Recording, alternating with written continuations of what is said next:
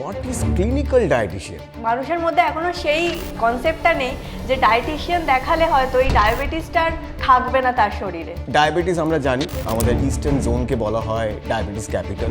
এই ডায়াবেটিস আপনারা কিভাবে ট্রিট করেন? আমিও তাদেরকে একটাই কথা বলি যে ভাত আমাদের শত্রু নয়। যখন অন্নপ্রাশন হয়েছিল তখন মুখে কি দিয়েছিল ফার্স্টে? ডায়াবেটিক পেশেন্টদের দেখেছি কিছু রেস্ট্রিকশন রয়েছে ফলের মধ্যে, কলা খেতে পারবো না, আম খেতে পারবো না। এটা 100% ঠিক, কারণ ডায়াবেটিক পেশেন্টদের ক্ষেত্রে মিষ্টি জাতীয় যে ফলগুলো যেগুলোর গ্লাইসেমিক ইন্ডেক্স ভেরি হাই, সেই ফলগুলোকে একটু অ্যাভয়েড করতেই হবে। বললেন আপনি অল্প পরিমাণ ভাত খাবেন, ঠিক আছে, সে অল্প পরিমাণ প্রথমে ভাত নিয়ে শাক দিয়ে মেখে খেলো, এরকম অল্প পরিমাণ ভাত দিয়ে তারপরে যদি খায়। আমার একটা ধারণা থাকবে যে এইটুকু ভাতই আমি খাবো। নন অ্যালকোহলিক ফ্যাটি লিভার আরও বেশি ভালনারেবল, তো এদের জন্য ডায়েট কীরকম হওয়া উচিত? ফ্যাটি লিভারের গ্রেড 1 গ্রেড 2 খুব সহজভাবে ডায়েটের মাধ্যমে কিন্তু রিভার্স করা যায়। এই যাদের অসুখ আছে তারা কিভাবে এটার ডায়েট প্ল্যান করবে? এটা একটা ডায়েট হয় না, কিডনি পেশেন্টদের কখনো পার্টিকুলার একটা ডায়েট বলে দেওয়া যায় না।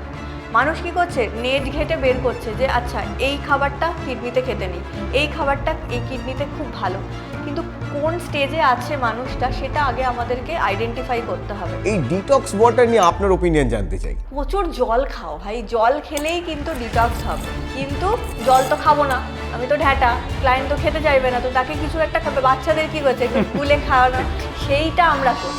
দুটো জিনিস হয় আমি দেখেছি ক্লিনিক্যাল ডিপ্রেশনের ক্ষেত্রে।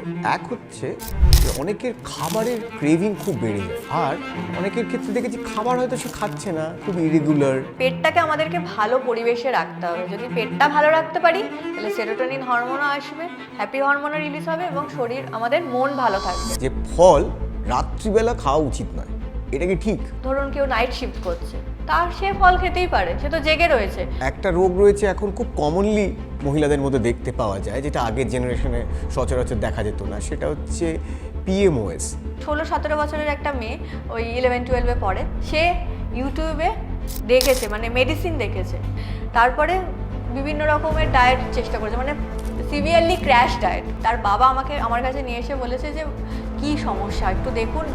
তখন যখন তার ডায়েটটা সাজাতে বসি আমি তো আমার মাথায় হাত হয়ে গেছে যে এত বড় একটা সমস্যাকে ইন্টারনেট ঘেটে ট্রিটমেন্ট করছে, যেটা একদমই গ্রহণযোগ্য নয়। কারো কারো কনস্টিপেশন, কারো কারো ডায়রিয়া, তো কিভাবে এই ডায়েটটাকে ব্যালেন্স করেন এদের? ইরিটেবল বাওয়েল সিনড্রোম, যেটা মানে এমন একটা রোগ যে না কোনো টেস্টে ধরা পড়ে, না ইউএসজিতে ধরা পড়ে, কিন্তু পেশেন্ট ভুগে ভুগে শেষ হয়ে যায়।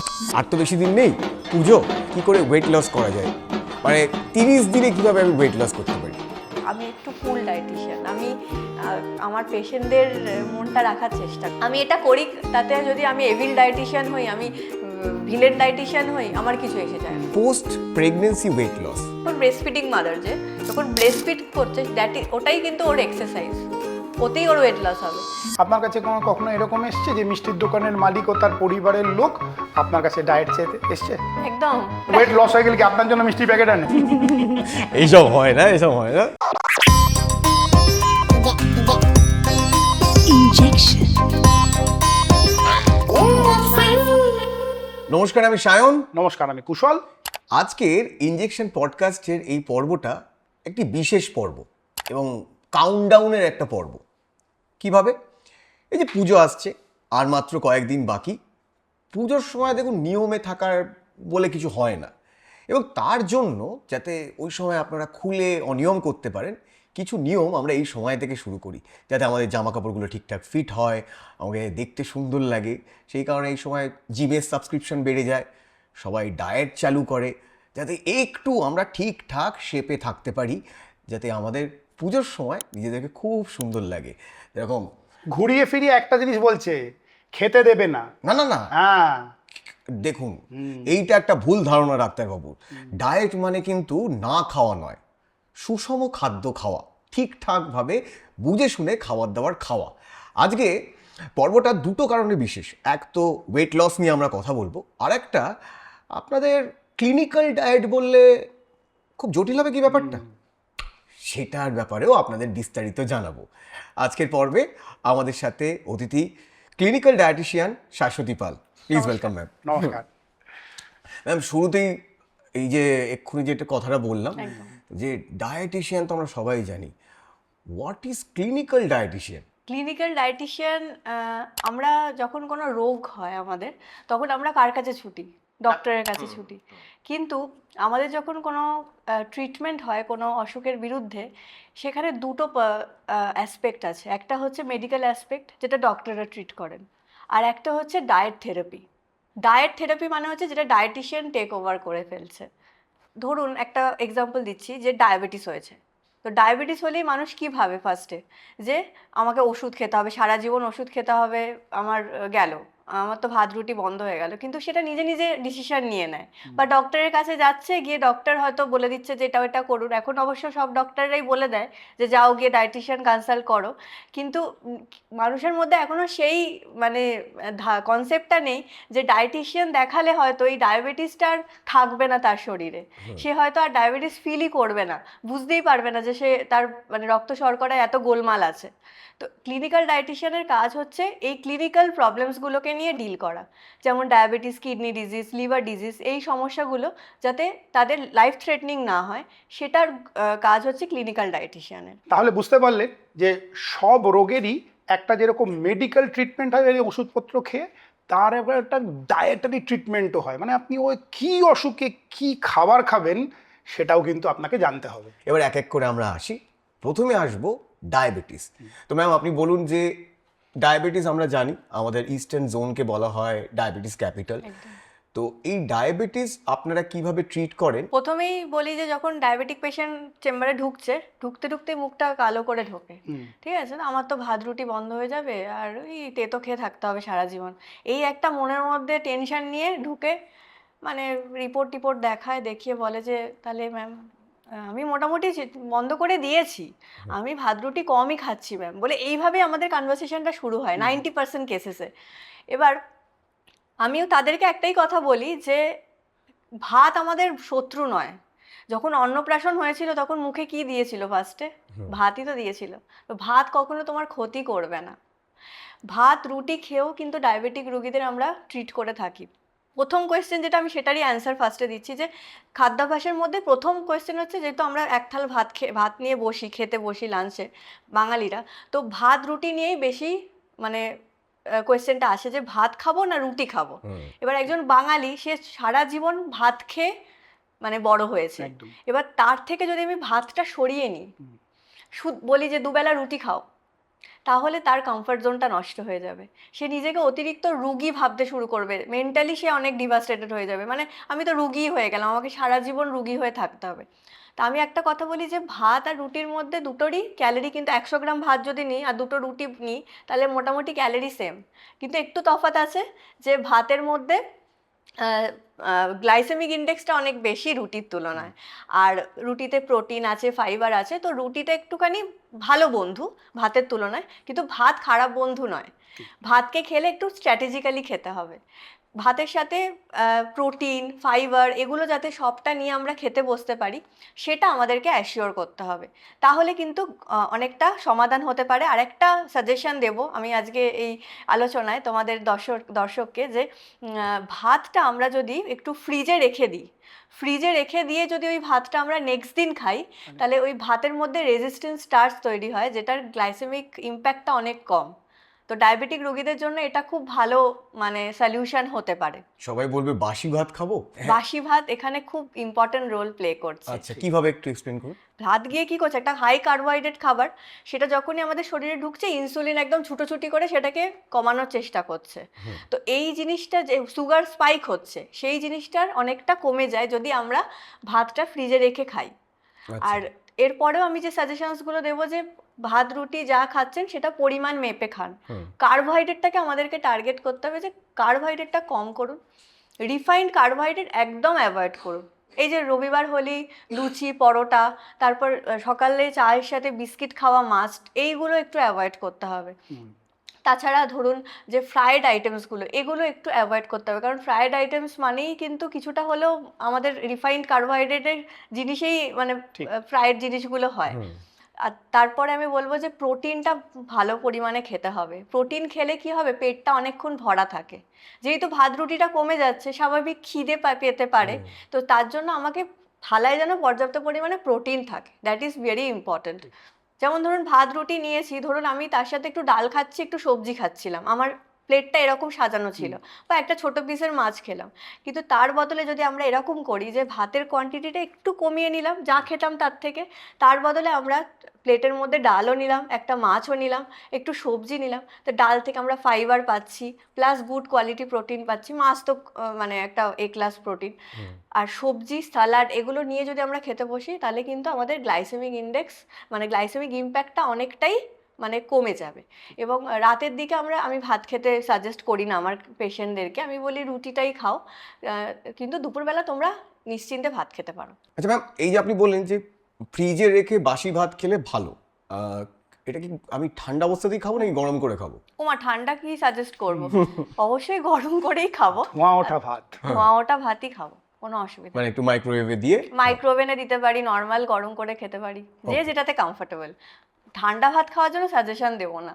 ডায়াবেটিক পেশেন্টদের দেখেছি কিছু রেস্ট্রিকশন রয়েছে ফলের মধ্যে, হ্যাঁ, কলা খেতে পারবো না, আম খেতে পারবো না, কাঁঠাল খেতে পারবো না, এটা কতটা ঠিক? এটা 100% ঠিক। কারণ ডায়াবেটিক পেশেন্টদের ক্ষেত্রে মানে মিষ্টি জাতীয় যে ফলগুলো, যেগুলোর গ্লাইসেমিক ইন্ডেক্স ভেরি হাই, সেই ফলগুলোকে একটু অ্যাভয়েড করতেই হবে। তার মধ্যে অন্যতম হচ্ছে কলা, আম, কাঁঠাল, এই ফলগুলোকে একটু অ্যাভয়েড করতে লাগে। তবে আমরা অন্য মিষ্টি ফলগুলো কিন্তু অনায়াসে খেতে পারি, যেমন আপেল খেতে পারি, পাকা পেঁপে খেতে পারি, নাশপাতি খেতে পারি। তারপরে অনেকে জিজ্ঞেস করে যে তরমুজ কি খেতে পারি? তরমুজ তো সিজনাল ফ্রুট, গরমকালে আসে, এবং তার বেশিরভাগ অংশটাই জল, তো তরমুজও কিন্তু আমরা পরিমিত পরিমাণে খেতে পারি। এই যে গ্লাইসেমিক ইন্ডেক্স, এই কথাটা লোকে বলে, কিন্তু এই আসল গ্লাইসেমিক ইন্ডেক্স কাকে বলে এটা যদি আমাদের দর্শকদের একটু বলেন। গ্লাইসেমিক ইন্ডেক্স হচ্ছে একটা মানে মেজারমেন্ট, যে কোন খাবারটা আমাদের শরীরের ভেতরে ঢুকে গিয়ে একটা ঝামেলা সৃষ্টি করছে, মানে ব্লাড সুগার স্পাইকটা কত তাড়াতাড়ি হচ্ছে, সেটার উপর নির্ভর করছে গ্লাইসেমিক ইন্ডেক্স। যে খাবারের গ্লাইসেমিক ইন্ডেক্স বেশি, সে তাড়াতাড়ি সুগার স্পাইক দিচ্ছে, আর যে খাবারের গ্লাইসেমিক ইন্ডেক্স কম, তারা ধীরে ধীরে সুগার ছাড়ছে, তার ফলে সুগার স্পাইকটা ধীরে ধীরে হচ্ছে। এটাই তফাৎ। ওকে।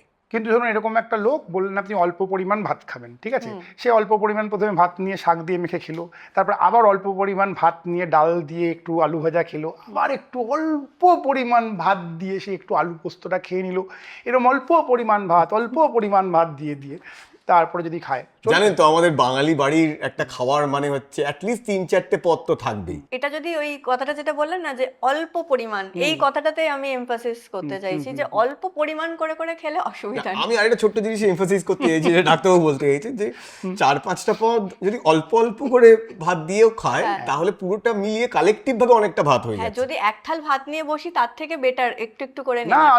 এক থালা ভাত দিয়ে বসছে না, সে অল্প অল্প অল্প করে ভাত নিচ্ছে আর খাচ্ছে। না, আমার একটা ধারণা থাকবে যে এইটুকু ভাতই আমি খাবো, এবং সেইটুকুই আমি সব রকম যা কিছু আপনি বললেন, যা যা মানে টেস্টি খাবারগুলোর নামগুলো এখনই নিলেন, সেগুলো দিয়ে টুকটুক করে খাওয়াই যেতে পারে, কিন্তু হ্যাঁ পরিমাণটা অবশ্যই একটা কোয়ান্টিটির মধ্যে তো ডেফিনেটলি থাকতে হবে। আর একটা হচ্ছে দেখুন, আপনি একদিন একটু খাবার দাবারে 19-20 হতে পারে, এবং ওই যে ক্যালোরিটা আপনার মধ্যে ঢুকছে আপনাকে কিন্তু ঝরিয়ে দিতে হবে।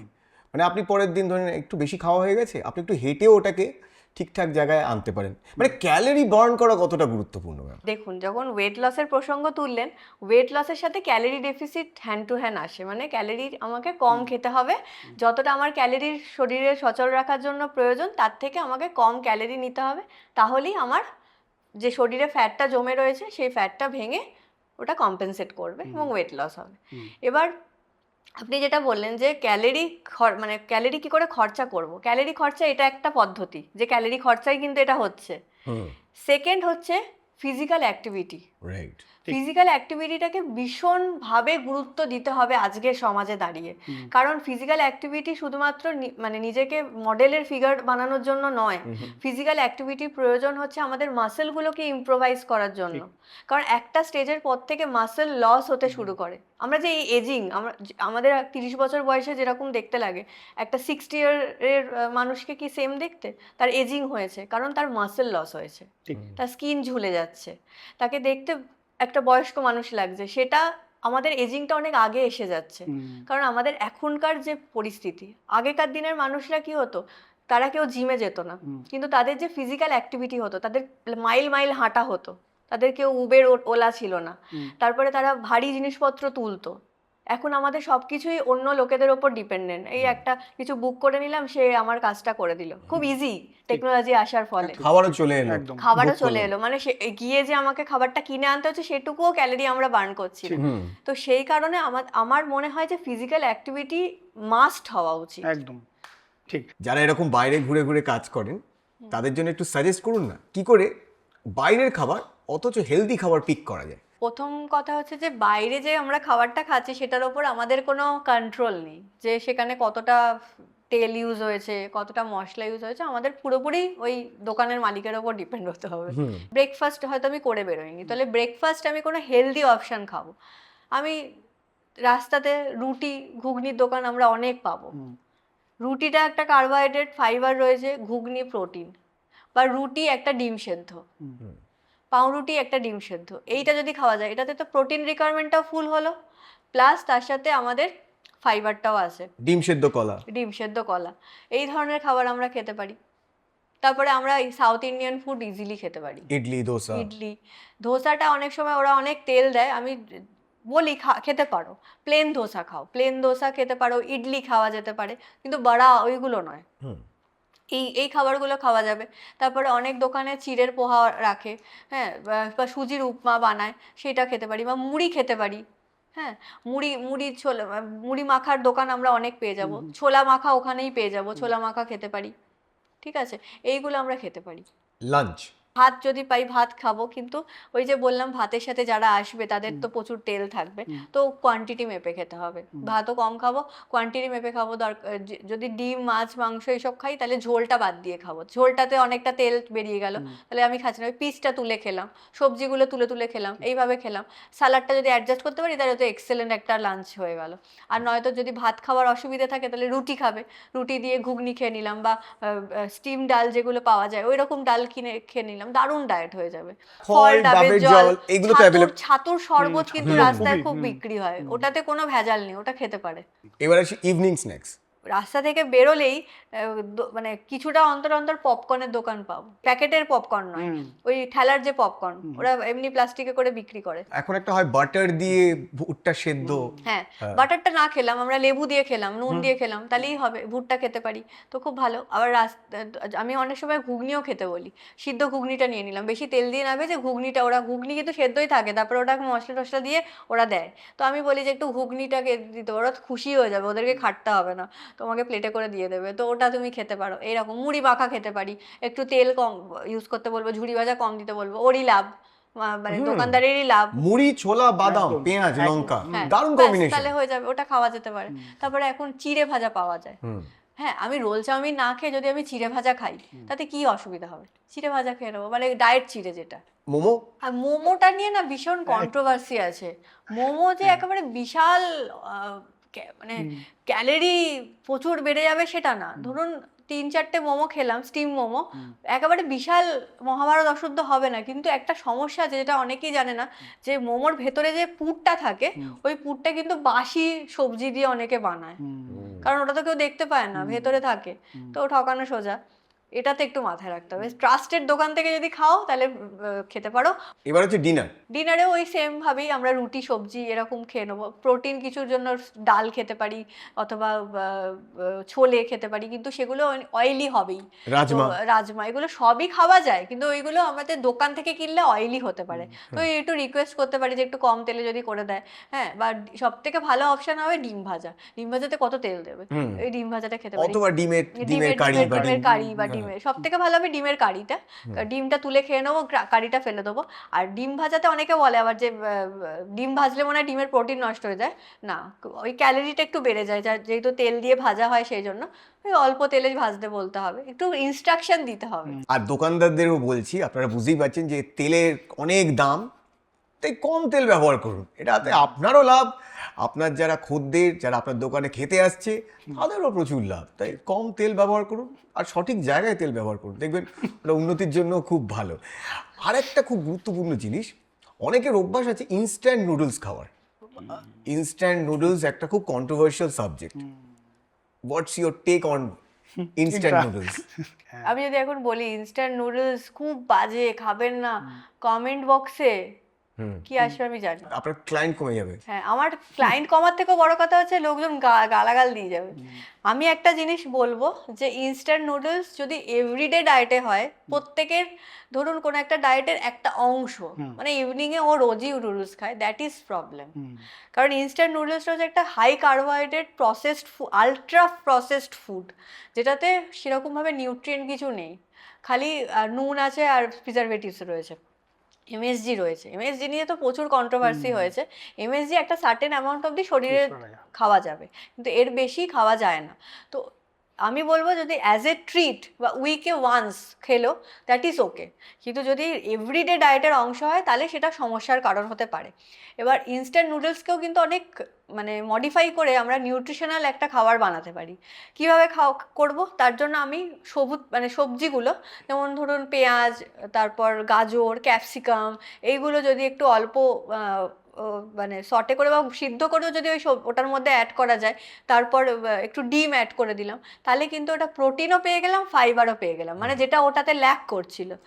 ইনস্ট্যান্ট নুডলে তো কিছুই নেই, তো ওটার সাথে যখন এটা খাচ্ছি তখন এটা হোলসাম মিল হয়ে যাচ্ছে। হ্যাঁ, দারুণভাবে ইনস্ট্যান্ট নুডলস বানানো যায়। আমি নিজেই বলে 200খানা রেসিপি বলতে পারবো। তার মধ্যে প্রচুর ভেজিটেবলস অ্যাড করলাম, ডিম দিয়ে দিলাম, ডিমের পোচ খুব ভালো। হ্যাঁ, তো এইভাবে মানে একদম ভেজিটেবল হেভি, এগ হেভি। আপনি চাইলে একটু চিকেনও সতে করে দিতে পারেন, সেটাও দিয়ে দিলে একটা দারুণ মিল হতে পারে ইনস্ট্যান্ট নুডলস, বাট প্রত্যেক দিন নয়। তো এত কিছু অ্যাড করলে তো জিনিসটা আর ইনস্ট্যান্ট থাকলো না।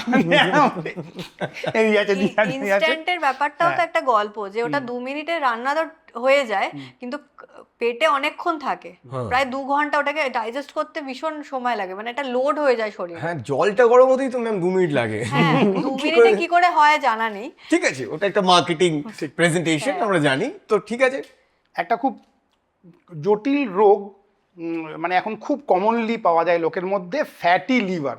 মানে যে কোনো লোককে ডাকলে, হয়তো 10 জনকে ডাকলে তার মধ্যে হয়তো 2 জনকে পেয়েই যাওয়া যাবে যে ফ্যাটি লিভারে ভুগছে। এবং সবচেয়ে ইম্পর্টেন্ট যে ফ্যাটি লিভার, সেটা হলো নন অ্যালকোহলিক ফ্যাটি লিভার। একদম, এরা আরও বেশি ভালনারেবল। তো এদের জন্য ডায়েট কীরকম হওয়া উচিত? ফ্যাটি লিভারটা কি আমাদের শরীরে, প্রথমে আমাকে মানে বুঝতে হবে যে লিভারটার কাজ কি।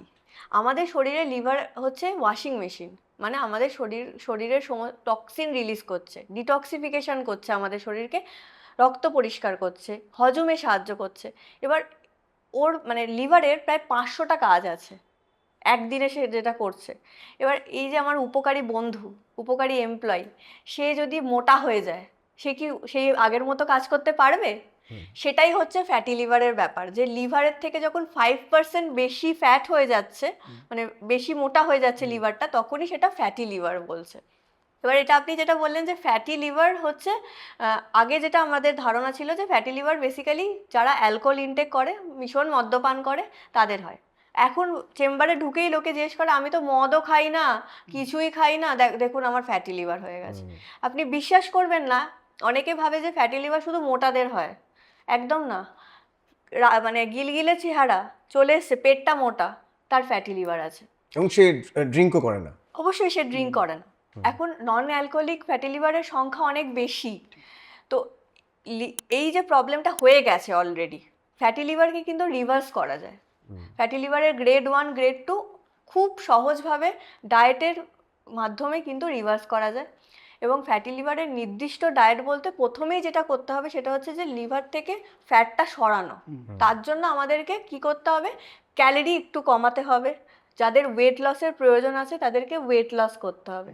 আপনি একটা জিনিস নোটিস করবেন যে যারা বসে কাজ করে, বিশেষ করে আইটিতে আছে, বা যারা ধরুন ভীষণ সিডেন্টারি লাইফ লিড করে, তাদের ক্ষেত্রে ফ্যাটি লিভার কিন্তু বেশি হয়। আপনি একজন মানে ধরুন যে খুব মানে ধরুন বাড়ি বানায়, মিস্ত্রি, ফিজিক্যাল ওয়ার্ক হ্যাঁ, করছে, তাদের কিন্তু ফ্যাটি লিভার আপনি দেখতে পাবেনই না। আপনি পাবেন সুখের চাকরি যারা করে তাদেরই পাবেন, তাদের হয়তো ব্রেন ওয়ার্ক রয়েছে কিন্তু ফিজিক্যাল ওয়ার্ক কিছু হচ্ছে না, তাদের ক্ষেত্রে ফ্যাটি লিভার বেশি হচ্ছে। তো ফ্যাটি লিভারের জন্য প্রথমেই যেটা করতে হবে, দেখুন প্রথম যেটা, যাদের অ্যালকোহল ইনটেক করে তাদেরকে প্রথমেই অ্যালকোহলটা বন্ধ করতে হবে। সেকেন্ড হচ্ছে যে আমাদেরকে মানে হাই ফাইবার ফুড ইনটেক করতে হবে, হোল গ্রেনের ওপরে গুরুত্ব দিতে হবে।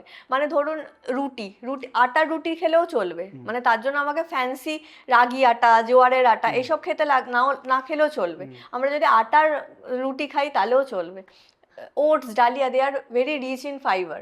তো এই ধরনের খাবারগুলো ডায়েটে রাখতে হবে। ফল খেতে হবে কিন্তু পরিমাণ কম, কারণ ফলেও এখানেও কিন্তু ফ্যাটি লিভারের সাথেও কিন্তু ইনসুলিন রেজিস্ট্যান্স একটা রিলেশন রয়েছে, মানে সবই ঘুরিয়ে ফিরিয়ে সব একই, ঠিক আছে? তো তার জন্য ফলের পরিমাণটা আমাকে সীমিত খেতে হবে, কিন্তু যেটা খেতে হবে হাই ফাইবার, মানে ফ্রুট জুস খাওয়া যাবে না। তারপরে গ্রিন লিফি ভেজিটেবল, মানে সবুজ শাকসবজি, লোটে শাক, লাল শাক, পালং শাক, এই ধরনের সবজিগুলো আমাদের ডায়েটে রাখতে হবে। গুড কোয়ালিটি প্রোটিন রাখতে হবে। গুড কোয়ালিটি প্রোটিনের মধ্যে খুব ভালো হচ্ছে যে ফ্যাটি ফিশগুলো রয়েছে, তারপরে ধরুন বাদাম, আখরোট, তারপর ফ্ল্যাক্স সিডস, এগুলো খুব ভালো ওমেগা 3 ফ্যাটি অ্যাসিড আছে। তো এইগুলো রাখতে হবে। তো এই খাবারগুলো ডায়েটে রাখতে হবে যাতে ফ্যাট, মানে ওই লিভারটা যেটাতে একদম মানে ভারাক্রান্ত ফ্যাট দিয়ে, সেই ফ্যাটটা যাতে বেরিয়ে যায়, সেটা আমাদেরকে প্রথম আমাদের উদ্দেশ্য হবে। আমি যখন আমার কাছে পেশেন্ট আসছে তখন আমি তাদেরকে এটাই বলি যে ফ্যাটি লিভার কোনো মারাত্মক কিছু ব্যাপার না, যেটার জন্য আপনাকে ভাত রুটি বন্ধ করে দিতে হবে, না খেয়ে থাকতে হবে, এরকম কোনো ব্যাপার নেই। কিন্তু কিছু লাইফস্টাইল মডিফিকেশন করলে, যেমন একটু ফিজিক্যাল ওয়ার্ক করলো, মানে হাঁটো একটু, যদি কিছু না পারো তাহলে একটু হাঁটো, 30 to 45 মিনিটস একটু হাঁটা চলা করো, ডায়েটটা ঠিক রাখো, মদ্যপান বন্ধ করো। যারা বেশি স্মোকিং করে তাদেরকে আমি বলি স্মোকিংটাও একটুখানি রেস্ট্রিক্ট করতে। তো এই জিনিসগুলো, এবং যেগুলো আমি বললাম ডায়েটে যে চেঞ্জেসগুলো আনার জন্য, এইগুলো যদি করা যায় খুব ভালো। আর একটা খুব ভালো টিপস দেবো, সেটা হচ্ছে black coffee. Black coffee is very good for fatty liver. Fatty লিভারে যদি আমি ব্ল্যাক কফি অন্তত সারাদিনে 1 থেকে 2 বার বা 3 বার পর্যন্ত খাই, তাহলে কিন্তু আমাদের মানে ড্রামাটিক্যালি ফ্যাটি লিভার অনেকটা রিভার্স করা যায়। আচ্ছা, থাইরয়েডের প্রবলেম, সে হাইপার থাইরয়েডিজম হোক, হাইপোথাইরয়েডিজম হোক, এই যাদের অসুখ আছে তারা কিভাবে এটার ডায়েট প্ল্যান করবে? থাইরয়েড একটা গ্ল্যান্ড আমাদের এখানে থাকে, প্রজাপতি মতো দেখতে। তো এটা হচ্ছে আমাদের শরীরের অ্যাক্সিলেটর, মানে গাড়ি যারা চালায় তারা জানেন যে অ্যাক্সিলেটর কি। এবার যখন থাইরয়েড গ্রন্থিটা ভালো করে কাজ করতে পারছে না, তখন আমাদের শরীরে এনার্জি খরচাটা ঠিকভাবে হয় না। কারণ থাইরয়েড গ্রন্থির সাথে বিএমআর এর একটা খুব ভালো রিলেশন আছে। যখন আমাদের থাইরয়েড গ্রন্থি ভালোভাবে কাজ করে না, তখন আমাদের বিএমআর প্লাস 50 to 20% কমে যায়, মানে মেটাবলিজম খুব ধীরে হয়ে যায়। মেটাবলিজম ধীরে হয়ে গেলে কি হয়, আমাদের একটা ওয়েট গেনের চান্সেস থাকে, কারণ শরীর ভীষণ ক্লান্ত থাকে, সব সময় একটা ঝিমুনি ভাব। থাইরয়েড পেশেন্টদের মধ্যে এটা কিন্তু খুব কমন, যে যারা ভীষণ মানে ঝিমুনি ভাব, সকাল থেকে একটা মানে ল্যাথার্জি, মুখ ফোলা, কারণ এই সময় মানে থাইরয়েড পেশেন্টদের মধ্যে কিন্তু শরীরের ওয়াটার রিটেনশন হয়, নুন এবং জল জমে কোষে। তো এই ব্যাপারটা থাকার কারণে ইনিশিয়ালি একটু ওয়েট গেন হয়। এবার থাইরয়েড পেশেন্টদের জন্য আমি যেটা বলি সেটা হচ্ছে যে তার যদি টিএসএইচ লেভেল এক্সেসিভলি হাই হয়, মানে 10-এর ওপর হয়, তাহলে তাদের হয়তো ডক্টররা মেডিসিন সাজেস্ট করেন। কিন্তু apart from medical support, diet is also very important. আলাদা করে কিছু থাইরয়েডের কোনো ডায়েটের নাম নেই, কিন্তু থাইরয়েডের কিছু ডায়েটারি চেঞ্জেস দরকার, যেটাতে থাইরয়েড গ্ল্যান্ডটা যাতে ভালো করে কাজ করতে পারে। থাইরয়েড গ্ল্যান্ড ভালো কাজ করার জন্য আমাদের প্রথম যেটা মানে মাল মশলা লাগবে সেটা হচ্ছে আয়োডিন। আয়োডিন কি করছে, থাইরয়েডের হরমোন তৈরিতে হেল্প করে। এবার আয়োডিন পাওয়ার জন্য আমাদেরকে কোনো ট্যাবলেট কিনতে হবে না, কোনো সাপ্লিমেন্টস কিনতে হবে না, আমাদের রান্নাঘরেই আয়োডিনের জিনিস আছে, সেটা হচ্ছে আমাদের আয়োডাইজ সল্ট। ইন্ডিয়াতে তো এখন ওটাই পাওয়া যায়, আয়োডাইজ সল্টই পাওয়া যায়। আর সি ফিশ। সেকেন্ড হচ্ছে যাদের বলবো যে selenium and zinc. Selenium and zinc ভীষণ প্রয়োজন। থাইরয়েডের এই T4 T3, আপনারা সবাই জানেন T4 থেকে T3-তে কনভার্সন সেটা ঠিক করে হয় না, সেই কারণেই এই সমস্যাগুলো তৈরি হয়। তো এটার জন্য সেলেনিয়াম জিঙ্ক প্রয়োজন। একটা সারাদিনে যদি ব্রাজিল নাট খাওয়া যায় তাহলেই কিন্তু অনেকটা কাজ হয়ে যায়। এছাড়া পামকিন সিডস একটু রোস্ট করে খেলাম, থাইরয়েড গ্রন্থির জন্য ভীষণ ভালো। এছাড়া ভিটামিন ডি, এখন যেটা ভীষণ মানুষের মধ্যে ভিটামিন ডি এর অভাব দেখতে পাই আমরা, কারণ এখন সবাই সূর্যালোকে যায় না, সানস্ক্রিন মেখে এসি ঘরে বসে রয়েছে। তো ভিটামিন ডি সমৃদ্ধ খাবার খেতে হবে, ফাইবার বেশি খেতে হবে। ভিটামিন ডি কোথায় পাবো, এটা অনেকে প্রশ্ন করে। ভিটামিন ডি বেসিক্যালি ফর্টিফাইড যে দুধ দই যেগুলো সেখানে পাওয়া যায়। মাশরুম খুব ভালো সোর্স অফ ভিটামিন ডি, এইগুলো রাখা যেতে পারে। দুধ দইয়ের প্রোডাক্টটাই বেশি আমি সাজেস্ট করি। আর ছোট মাছ খেতে পারি, ছোট মাছের যেগুলো হাড় সহ চিবিয়ে খাওয়া যায় ওটা খাওয়া যাবে। আর প্রোটিন, আর এই জিনিসটা প্রোটিনটাও খুব প্রয়োজন, প্রোটিনটাও গুড কোয়ালিটি প্রোটিন খেতে হবে। যারা নন ভেজিটেরিয়ান, ধরুন ডিমটা প্রতিদিন যদি ডায়েটে রাখা যায় চেষ্টা করতে হবে।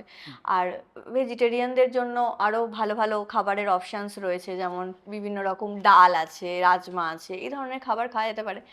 এবার থাইরয়েডের পেশেন্টদের মধ্যে না মানে অনেক দিন ধরে একটা ধারণা আছে যে থাইরয়েড হলে ফুলকপি, বাঁধাকপি, ব্রোকলি এই ধরনের খাবারগুলো তারা একেবারে ডায়েট থেকে বাদ দিয়ে দেয়। এটার মধ্যে গয়ট্রোজেন থাকে, যেটা থাইরয়েডের ফাংশনটাকে একটু বিঘ্নিত করে। কিন্তু যদি আমরা যখন রান্না করি, ওই রান্না করার সময় ওই গয়ট্রোজেনটা নষ্ট হয়ে যায়। তো সেই জন্য যদি রান্না করে আমরা কম পরিমাণে খাই কিছু হবে না, কাঁচা খেলে সেটা সমস্যা। কাঁচা আর কজন খায় রোস্টেড করে? তাই যদি রান্না করে আমরা বাঙালিরা যেরকমভাবে খাই ওইভাবে খেলে আমরা খেতে পারি। আর সয়াবিন আর সয়া প্রোডাক্টসটা আমি অ্যাভয়েড করতে বলি যাদের থাইরয়েড ফাংশন ঠিকঠাক হচ্ছে না। আর একটা খুব বড় মিস্টেক যারা থাইরয়েড পেশেন্ট তাদের খুব হয়, সেটা হচ্ছে যে সকালবেলা ওষুধ খাওয়ার প্রসেসটা তারা ঠিকভাবে জানে না, বা হয়তো যে ডক্টর বলেছেন ওরা মনে রাখতে পারে না। থাইরয়েডের ওষুধ কিন্তু খালি পেটেই খেতে হবে, দ্যাট ইজ মাস্ট। এবং তার সাথে সাথে বেডটি খেয়ে নিলাম, চা কফি খেয়ে নেওয়ার একটা আমাদের স্বভাব থাকে, তো তাহলে কিন্তু ওই থাইরয়েড ওষুধটা শরীরে কাজই করতে পারছে না। তো সেই জন্য চেষ্টা করতে হবে মিনিমাম 45 থেকে 1 ঘন্টা গ্যাপ দিয়ে পরের খাবারে যেতে। এটা খুব বড় ভুল যেটা অনেকেই করে, এবং তার ফলে তাদের থাইরয়েড হরমোনসগুলো ফ্ল্যাকচুয়েট করতে থাকে। ম্যাম, ডায়াবেটিস হলো, ফ্যাটি লিভার হলো, থাইরয়েড হলো, খুব গুরুত্বপূর্ণ কিডনির অসুখ, সিকেডি, ক্রনিক কিডনি ডিজিজ, এক্ষেত্রে আমাদের কি কি ডায়েট ফলো করা উচিত? সিকেডি কিডনি ডিজিজটা মানে একটা মরণ রোগ বলা যেতে পারে। কেননা কিডনির রোগ কখনো রাতারাতি হয় না। মানে আজকে কিছু হলো, ঘটনা ঘটে গেল, কালকে কিডনির রোগ হয়ে গেল, সেটা না। কিডনিটা হচ্ছে এমন একটা অর্গ্যান যেটা হচ্ছে আমাদের শরীরের রক্তটাকে ফিল্টার করে। আমাদের বাড়িতে তো ফিল্টার মেশিন আছে, জল ফিল্টার করে, সেরকম রক্ত ফিল্টার করছে আমাদের কে? কিডনি। তাহলে কিডনি প্রায় 180 লিটার রক্ত পরিশোধন করে পার ডে। তার কতটা ফাংশন রয়েছে। এবার কিডনি যখন খারাপ হয় কেউ জানতে পারে না, ওটা চুপি চুপি হয়। 70% কিডনি নষ্ট হয়ে গেলেও মানুষ বুঝতে পারে না যে তার কিডনির রোগ আছে, যতক্ষণ না তার ব্লাড টেস্ট হচ্ছে। অনেকে এখন যেহেতু কনসিয়াস, সেই জন্য তারা কি করছে, ব্লাড টেস্ট করে, ক্রিয়েটিনিন লেভেলটা দেখছে, ইউরিনে ব্লাড আসছে কিনা, প্রোটিন আসছে কিনা, ক্রিয়েটিনিন লেভেলটা কি আছে। তারপর এখন অনেকে ইজিএফআর টেস্টটা করে, তখন ধরা পড়ছে। তো এই কিডনি রোগটা হয় কেন? হওয়ার কারণ হচ্ছে দুটো। একটা হচ্ছে যে বছর বছর ধরে ব্লাড প্রেশার রয়েছে মানুষের, এবং সেই ব্লাড প্রেশারটা অনিয়ন্ত্রিত, কোনোভাবে নিয়ন্ত্রণ হয়নি সেটা। আর আরেকটা হচ্ছে ডায়াবেটিস। ডায়াবেটিস হচ্ছে সব থেকে ভয়ঙ্কর রোগ। ডায়াবেটিস প্রথমে হলেই সেটা প্রথমেই যেটাকে অ্যাটাক করে দ্যাট ইজ কিডনি। কিডনিটা হচ্ছে সফট টার্গেট, তো কিডনিটা নষ্ট হয়ে যাচ্ছে। এবার আপনি যে বললেন যে কিডনি পেশেন্টদের ডায়েট কি হবে, এটা একটা ডায়েট হয় না। কিডনি পেশেন্টদের কখনো পার্টিকুলার একটা ডায়েট বলে দেওয়া যায় না। মানুষ কি করছে, নেট ঘেটে বের করছে যে আচ্ছা এই খাবারটা কিডনিতে খেতে নেই, এই খাবারটা এই কিডনিতে খুব ভালো। কিন্তু কোন স্টেজে আছে মানুষটা সেটা আগে আমাদেরকে আইডেন্টিফাই করতে হবে। যখন পেশেন্ট আমার কাছে আসছে তখন আমাদের দেখতে হবে যে তার স্টেজটা কি আছে, তার কতটা ক্ষতি হয়েছে। তার ব্লাড টেস্ট দেখতে হবে যে তার ব্লাডে কি কি জিনিস, ব্লাডের সমস্যাগুলো কি, ইউরিনে কি কি আসছে। ধরুন যদি আমাদের যে প্রোটিন, আমরা যে প্রোটিন খাচ্ছি, প্রোটিনটা ভেঙে ইউরিয়া তৈরি হয়।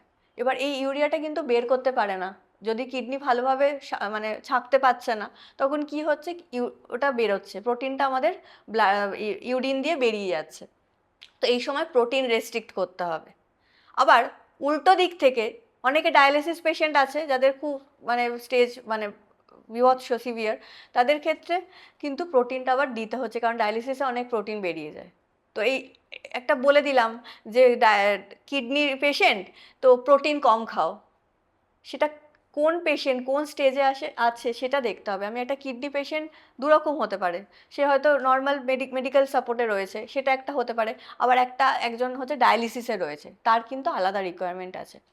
এবার জেনারেলি যদি আপনি জিজ্ঞেস করেন, তাহলে জেনারেলি যাদের সিকেডি মানে প্রবলেম আছে, কিডনির প্রবলেম মানে ঠিক করে করতে পারছে না, তখন সেই মোমেন্টে আমি বলবো যে পটাশিয়াম, ফসফরাস এই জিনিসটাকে একটুখানি আমাদেরকে কম কম খেতে হবে। কেননা পটাশিয়াম ফসফরাসও কিডনি কী করছে, ছেঁকে ইউরিন দিয়ে বের করে দিচ্ছে। এবার যখন কিডনি ভালো করে কাজ করতে পারছে না, শরীরে পটাশিয়াম ফসফরাস জমছে, পটাশিয়াম যদি শরীরে জমে যায় তাহলে কিন্তু স্ট্রোক পর্যন্ত হতে পারে। আর ফসফরাস কমে গেলে আমাদের হার্ট দুর্বল হয়ে যায়, হার্ট ফাংশনিং প্রপার হয় না।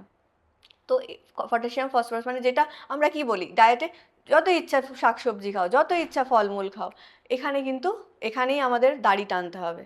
কিডনি পেশেন্টদের কিন্তু যত ইচ্ছা সবজি ফল খাওয়া যায় না। এবং কোল্ড ড্রিঙ্ক, তারপরে এই ধরনের তিল, এই ধরনের খাবারগুলো একটু রেস্ট্রিক্ট করতে হবে, কারণ ওটাতে কিন্তু প্রচুর পরিমাণে ফসফরাস থাকে। দুধের প্রোডাক্টগুলো, এগুলো অ্যাভয়েড করতে হবে। ভালো যদি সবজি আপনি আমাকে জিজ্ঞেস করেন, তাহলে চিচিঙ্গে, পটল, লাউ, ঝিঙে এই সবজিগুলো কিন্তু খাওয়া যাবে।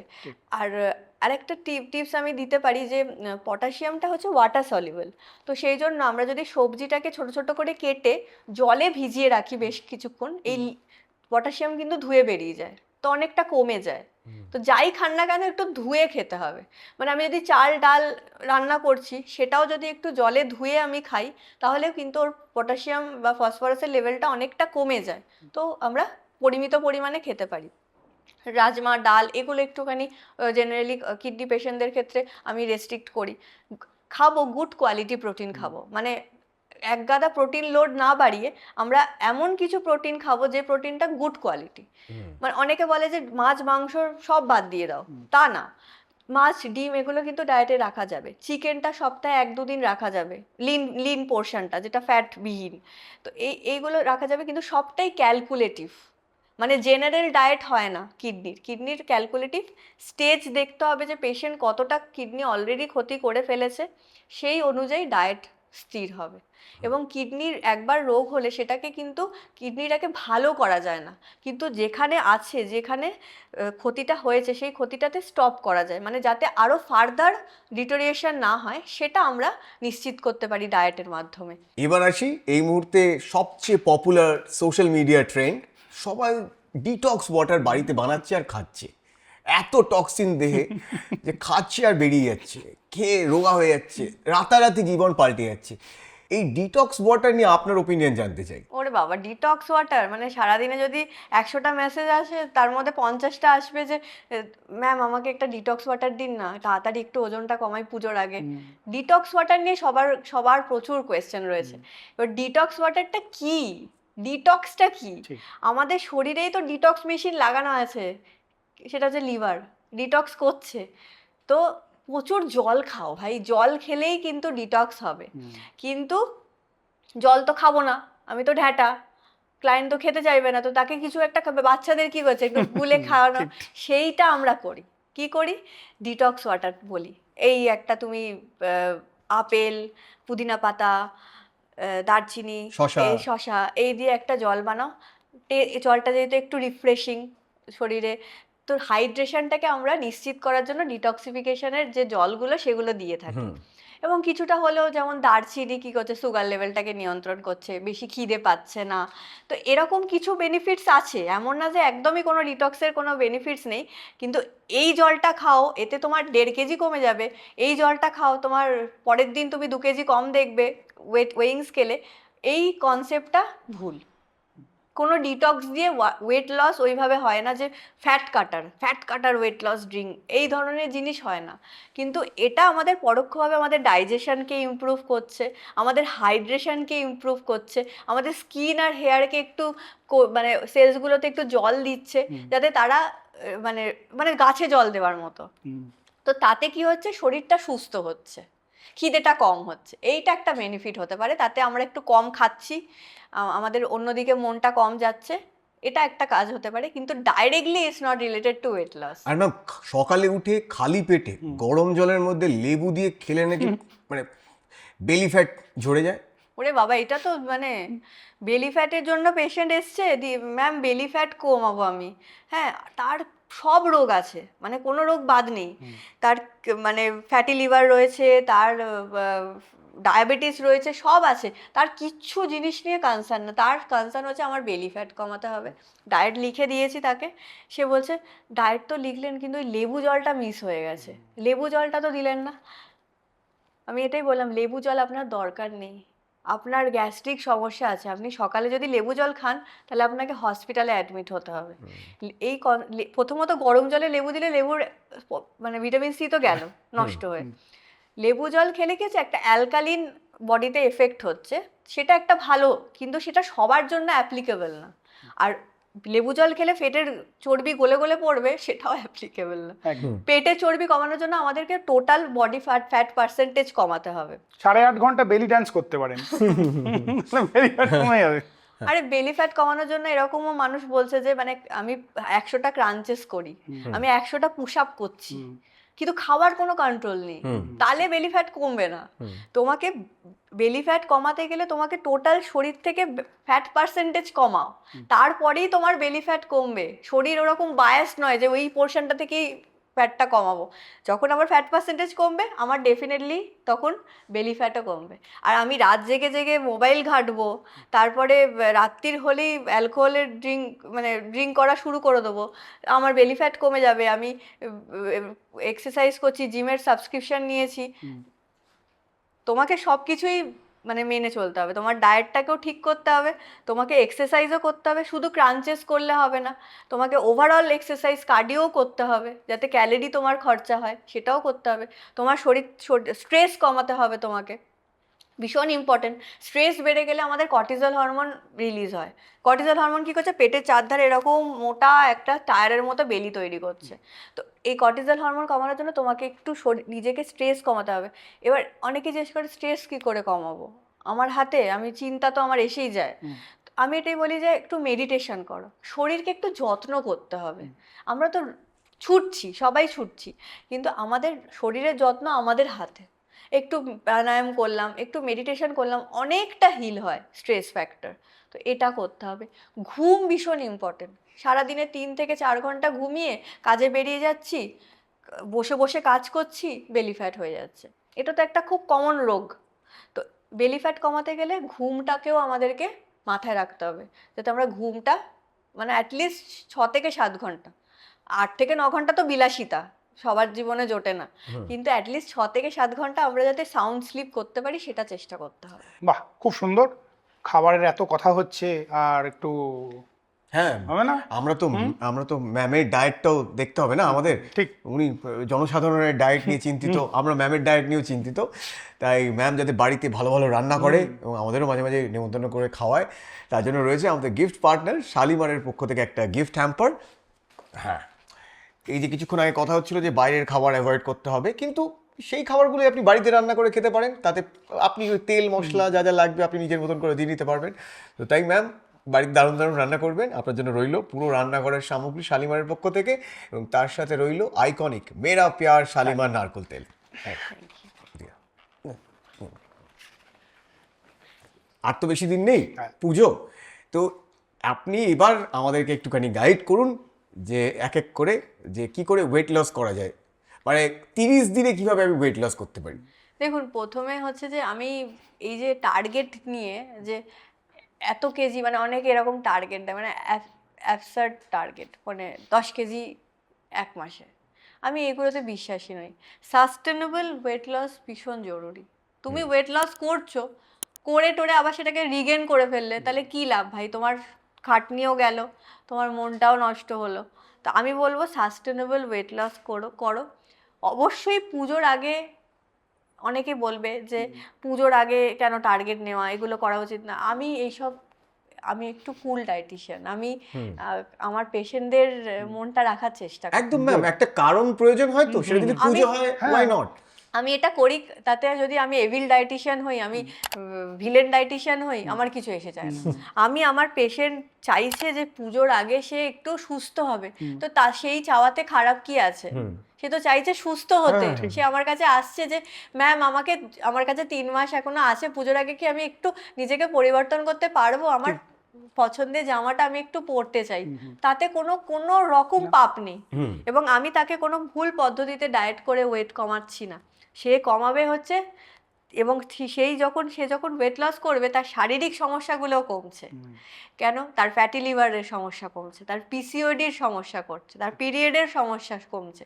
যাদের ডায়াবেটিস আছে তাদের রিপোর্টে দেখতে পাচ্ছি 3 মাসে HbA1c নর্মাল হয়ে গেছে। তো সেটাতে খারাপ কি আছে? কোনো খারাপ নেই। হ্যাঁ, ওই টার্গেটটা খারাপ যে 2 দিনে 2 কেজি কমাও, 7 দিনে 5 কেজি কমাও, এই টার্গেটটা খারাপ। সাস্টেনেবল ওয়েট লস করো, সপ্তাহে 700 থেকে 1 কেজি পর্যন্ত ওয়েট লস ইজ ফাইন। সেটার জন্য আমি ভালো ডায়েট করব, যেটা আমি বলি পুজোর আগে আমি এরকম প্রোগ্রাম আনি, আমার ক্লায়েন্টদের জন্য চ্যালেঞ্জ প্রোগ্রাম আনি, যে আমরা 30 ডেজের চ্যালেঞ্জ করব, 45 ডেজের চ্যালেঞ্জ করব। এই চ্যালেঞ্জ প্রোগ্রামগুলোতে কি করব, আমরা কিছুটা ওয়েট লসের জন্য আমরা চেষ্টা করব, যাতে একটু মানুষ মোটিভেশন পায়, মোটিভেটেড থাকে, জাস্ট ফর মোটিভেশন। এবং আনন্দ করে হৈ হৈ করে মানুষ কমে। যখন পুজোর শেষে, মানে পুজোর আগে আমি চাই যে দেখি ট্রান্সফরমেশন কেমন হলো, মানে সেটা ওভারওয়েলমিং হয়। মানে সেটা শুধুমাত্র পেশেন্টদের জন্য ওভারওয়েলমিং হয় না, নিজের মধ্যে যে কি, মানে কীরকম ফিলিংস হয় যে এতগুলো মানুষ আমার হাত ধরে, আমার অ্যাডভাইস নিয়ে তারা সুস্থ জীবন পেয়েছে। এবার অনেকে বলবে পুজোতে তো খাওয়া দাওয়া হবে, ওয়েট বেড়ে যাবে। আরে কোন জিনিসটা আমাদের জীবনে permanent? Nothing is permanent, you have to own that. মানে তাহলে তোমাকে কি করতে হবে, যদি আমি ওয়েট লস করি, সেটাকে মেনটেনেন্সের দায়িত্ব কিন্তু আমারই। আমি পুজোতে খাওয়া দাওয়া করে আমি আবার ফিরে আসি না ঘরে, আমি অন্যায় করে আমার বাড়িতে মায়ের কাছে ফিরে আসি। তো সেরকমভাবে এখানেও ডায়েটে ফিরে আসাটা শিখতে হবে, যেটা মানুষ জানে না। মানুষ জানে ডায়েট করছে, ডায়েট করে ওয়েটটা কমাচ্ছে, ওয়েট করে যে ফিরে যেতে হবে, মানে যদি ডেভিয়েশন হয়। আমি একটা ইনভিটেশন পার্টিতে গেলাম, সেখানে খাওয়া হয়ে গেল, তারপরের দিন আমি হয়তো একটা দীঘাতে ঘুরতে গেলাম, দীঘাতে আবার 3-4 দিন থাকলাম, ওখানে খাওয়া দাওয়া এন্টারসে, অ্যালকোহল ইনটেক হলো, সব হলো। তারপরে যে ডায়েটে ফিরে আসতে হয়, that is the important thing. যদি ফিরে আসতে পারো, তাহলে তোমার ওয়েট লস তোমার কাছে নস্যি। হ্যাঁ, কোলাঘাটের পর থেকে কিন্তু খাওয়া বন্ধ করে দিতে হবে। আর যদি আপনি চান যে একদিনে 6 কেজি ওজন কমাতে চান, তাহলে আপনি খাসির দোকানে যেতে পারেন, 1.5 কেজি, আর এখান থেকে 3 কেজি বাদ দিয়ে দেবে, ব্যাস। হ্যাঁ, যদিও এই ওয়েট লস ব্যাপারটা individual, person to person vary করে, মানে ডাক্তারবাবুর ওজন কমাতে যা যা স্যাক্রিফাইস করতে হবে বা যা যা খেতে হবে, আমারটা একদম আলাদা হবে। তবুও যেহেতু আপনি এতজন মানুষের সাথে রেগুলার ডিল করেন, ওভারঅল যারা আমাদের ইনজেকশন পডকাস্টের রেগুলার দর্শক, তাদের জন্য কিছু এক্সপার্ট অ্যাডভাইস দিন না, যে পুজোর আগে কি করে তারা দ্রুত ওজন কমাতে পারে। দেখুন, এই কথাটার মধ্যে আমি একটু কারেকশন করব, যে দ্রুত ওজন কমাবো না। আমার যতটুকু সম্ভব আমার শরীর যেটাতে পারমিট করবে, আমি সেটুকুই ওজন কমাবো, আমার যদি বাড়তি ওজন থাকে। ঠিক আছে? ওজন কমানোর জন্য প্রথম মানে রুল হচ্ছে যে তোমার প্লেটটাকে ঠিক করতে হবে। আমি যদি 1 থাল ভাত নিয়ে বসি, তাহলে আমার ওয়েট লস হওয়া ডিফিকাল্ট। কিন্তু তার মানে নয় যে আমাকে খিদে রেখে আমাকে খেতে হবে। আমি প্লেটটাকে সুন্দর করে সাজাবো। আমি যদি ভাতটাকে একটু কমিয়ে দিই, তাহলে ভাতের জায়গাতে ওই জায়গাতে আমি আরেকটু সবজি নিয়ে নেবো। আমি এক বাটি, ছোটো বাটি ডাল নিয়ে নেবো। তারপরে একটুখানি, যদি কেউ নন ভেজিটেরিয়ান হয়, মাছ মাংস নেবে, ডিম নেবে। আর যদি কেউ ভেজিটেরিয়ান হয়, তাহলে সে হয়তো একটু পনির নিল বা সয়াবিন নিল। তো এই ধরনের জিনিস নিলাম, সালাড নিলাম, তাহলেই তো পেট ভরে গেল। প্লেটটাকে আমাদেরকে ঠিক করতে হবে। সেকেন্ড হচ্ছে আমাদেরকে যেটা করতে হবে, যে এই যে বাইরে যে আমরা কি করি, অনেক সময় ভালো, মানে হেলদি খাবার ভেবে হেলদি খাবার অনেক বেশি পরিমাণে খেয়ে ফেলি। একটা আছে, আমি সারাদিনে আমি খুব ভালো জিনিস খাই, আমি নাটস খাই, আখরোট বাদাম ভুড়ি ভুড়ি মুঠো মুঠো, তাহলে তাতে কতটা ক্যালোরি ঢুকে যাচ্ছে। তো ভালো জিনিস ভেবে আমি বেশি খেতে পারবো না, তারও একটা কোয়ান্টিটি আছে, ক্যালোরি হিসাব বুঝে খেতে হবে। একটা খুব প্রচলিত জিনিস, আমি বিস্কিট খেতে বলি, ময়দাটা যেহেতু চিনি টিনি থাকে, তো আমার কাছে এসে বলে আমি খুব ভালো দামি বিস্কিট খাই, আমি খুব দামি বিস্কিট খাই। কি বিস্কিট খান? ওটসের বিস্কিট খাই। আমাকে ডাইজেস্টিভ বিস্কিট আমাকে বলেছে আমার একটা ফ্রেন্ড, অনেক দাম, সিরিয়াসলি অনেক দাম, ব্র্যান্ডেড।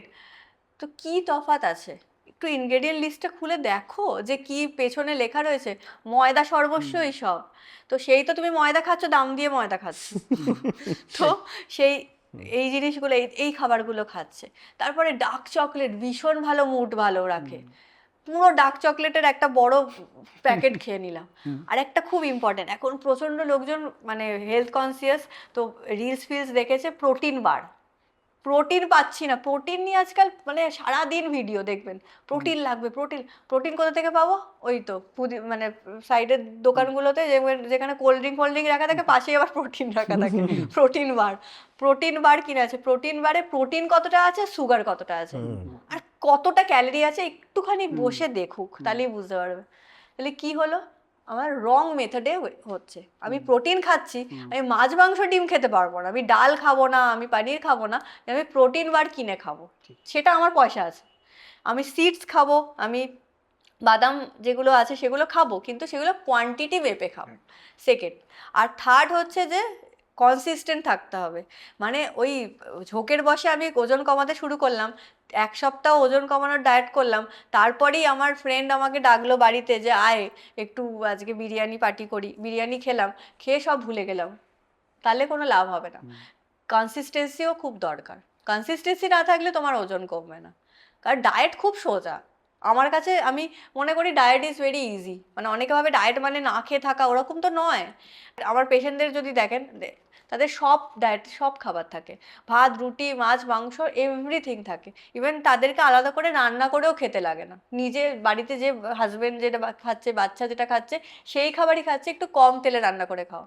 আমি এরকমও দেখেছি, একটা হাসির কথা বলছি, রাত্রিবেলা চিকেন স্যুপ খাই, ঠিক আছে, একদিন আমি বলছিলাম চিকেন স্যুপ খাচ্ছে, প্রতি সপ্তাহে 1 কেজি করে ওজন বাড়ছে, কিভাবে?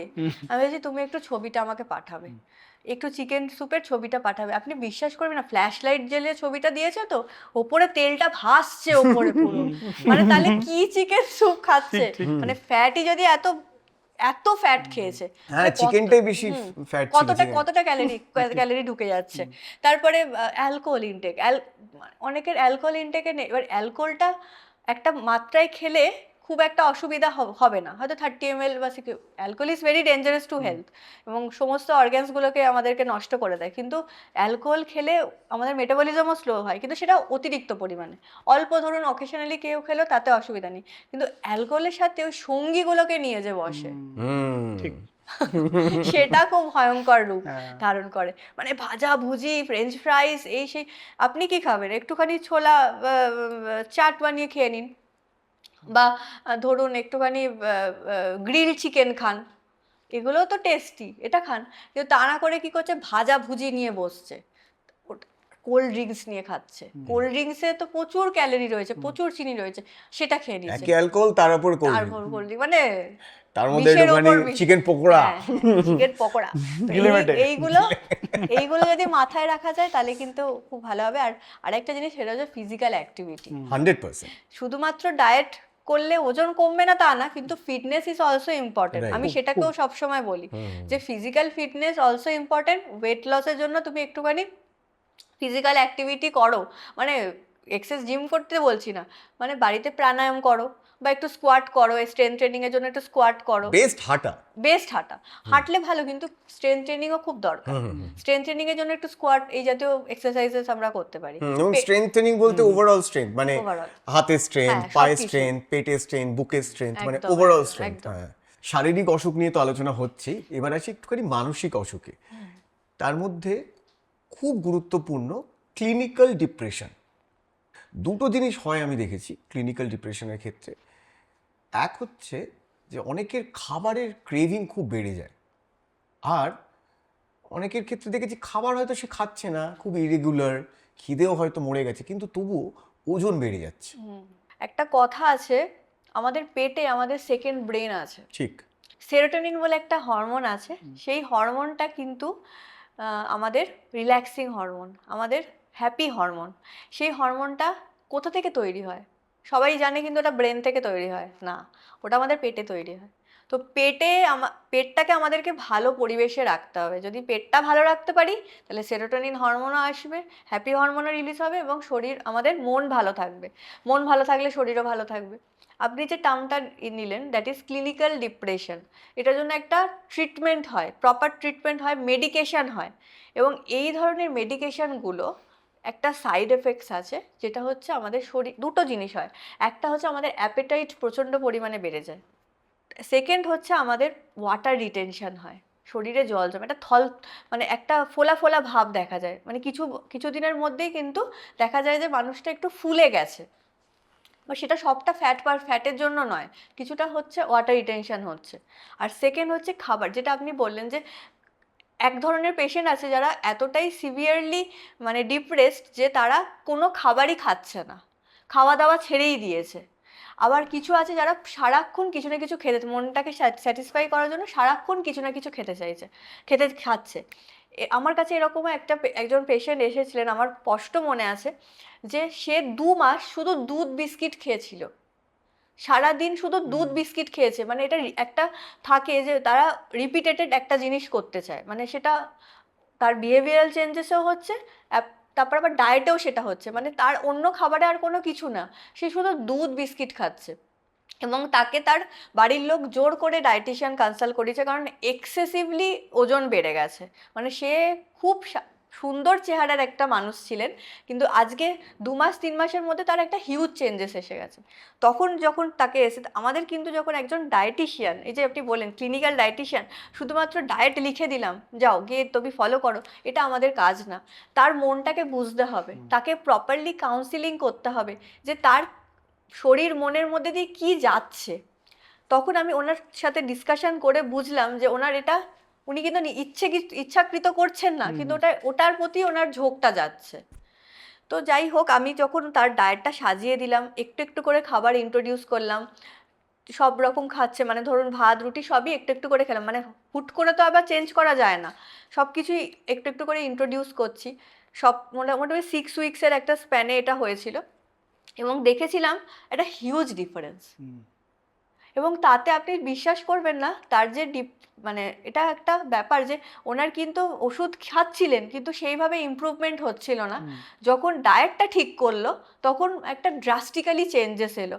এবং উনি আমার হাত ধরে বলে গেছিলেন আমাকে, মানে আমার থেকে অনেক বড় উনি, মানে একজন বয়োজ্যেষ্ঠ মহিলা জড়িয়ে ধরেছিল আমাকে, দিয়ে বলেছিল যে এটা কি magic, this is the magic of diet.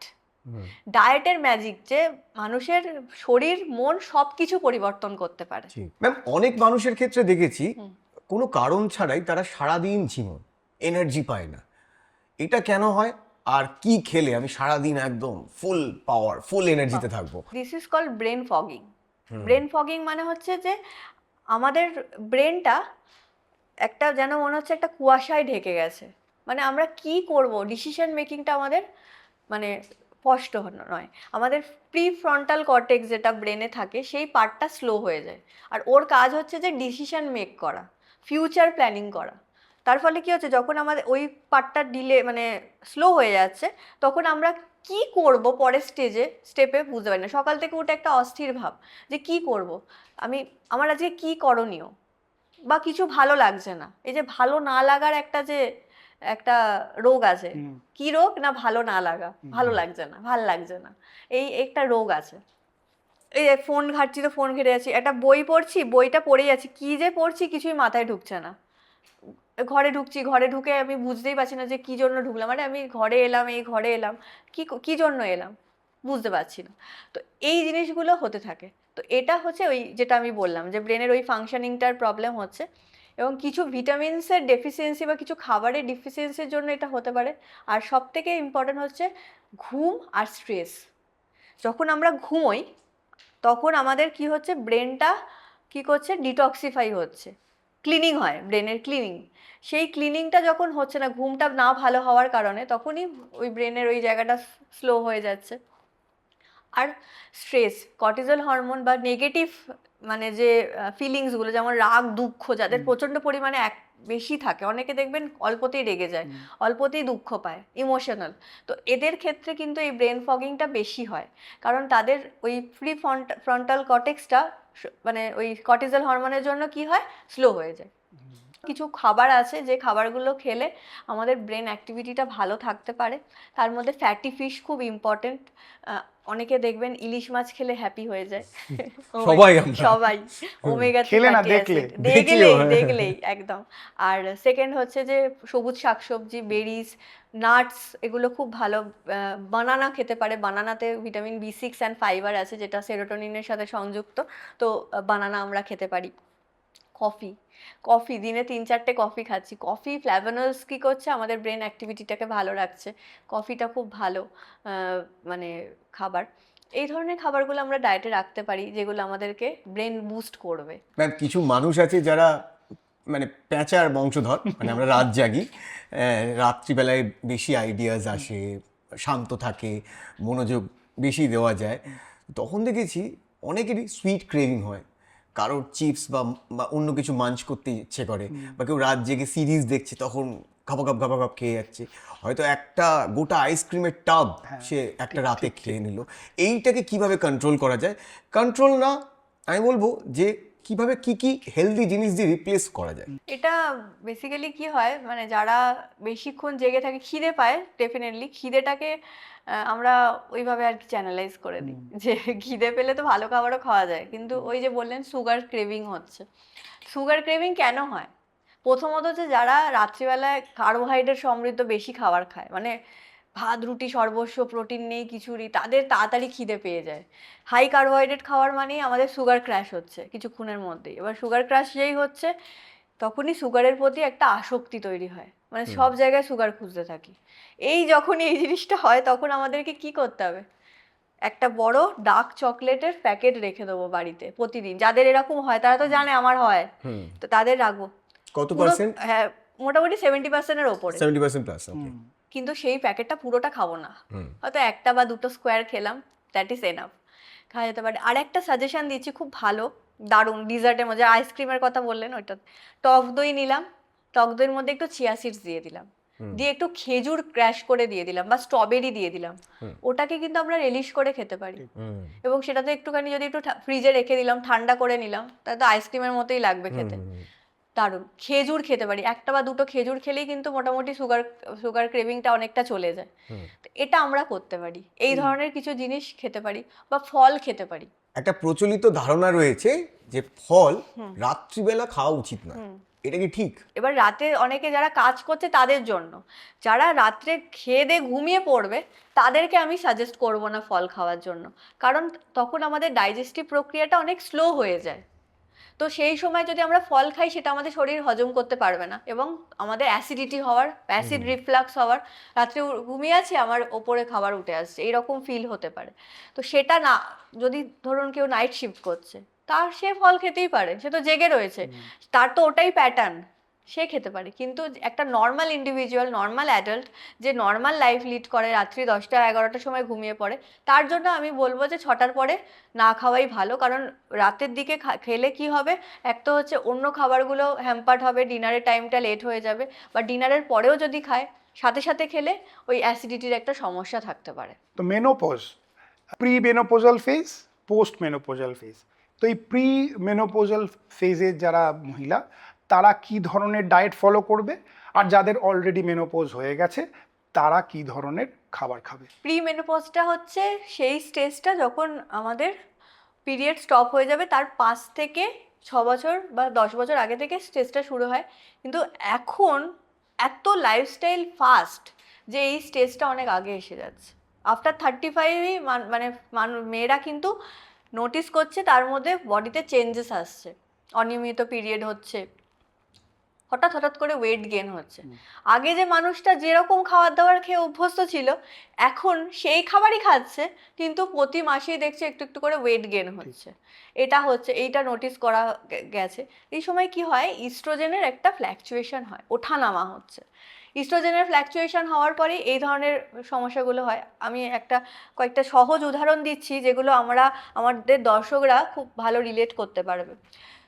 Perimenopause বা প্রিমেনোপজাল যে স্টেজটা, এই সময়টায় কী হচ্ছে, রাত্রিবেলা ঘুমাতে ঘুমাতে হঠাৎ করে শরীরটা দরদর করে ঘামতে শুরু করলো, ভীষণ গা জ্বালা করতে শুরু করলো, হঠাৎ করে ঘুমটা ভেঙে গেল, বা মেজাজটা খুব তাড়াতাড়ি পরিবর্তন, মানে মুড সুইং হচ্ছে। এরকম অনেক বাচ্চারা বলে মাকে কোনো ভরসা নেই, এই কথাটা বলবো হয়তো এক্ষুনি হেসে দিল, আর এই কথাটাতেই রেগে যাবে, তাদের মায়ের মুড খারাপ আছে। এ ধরনের আলোচনা শুনতে পাই তো। এটার একটাই কারণ, ওই ইস্ট্রোজেনের ওঠানামা, মায়ের কোনো দোষ নেই। তো মেনোপজাল যে স্টেজটা, এই সময় এই ধরনের সমস্যাগুলো আমরা দেখে থাকি।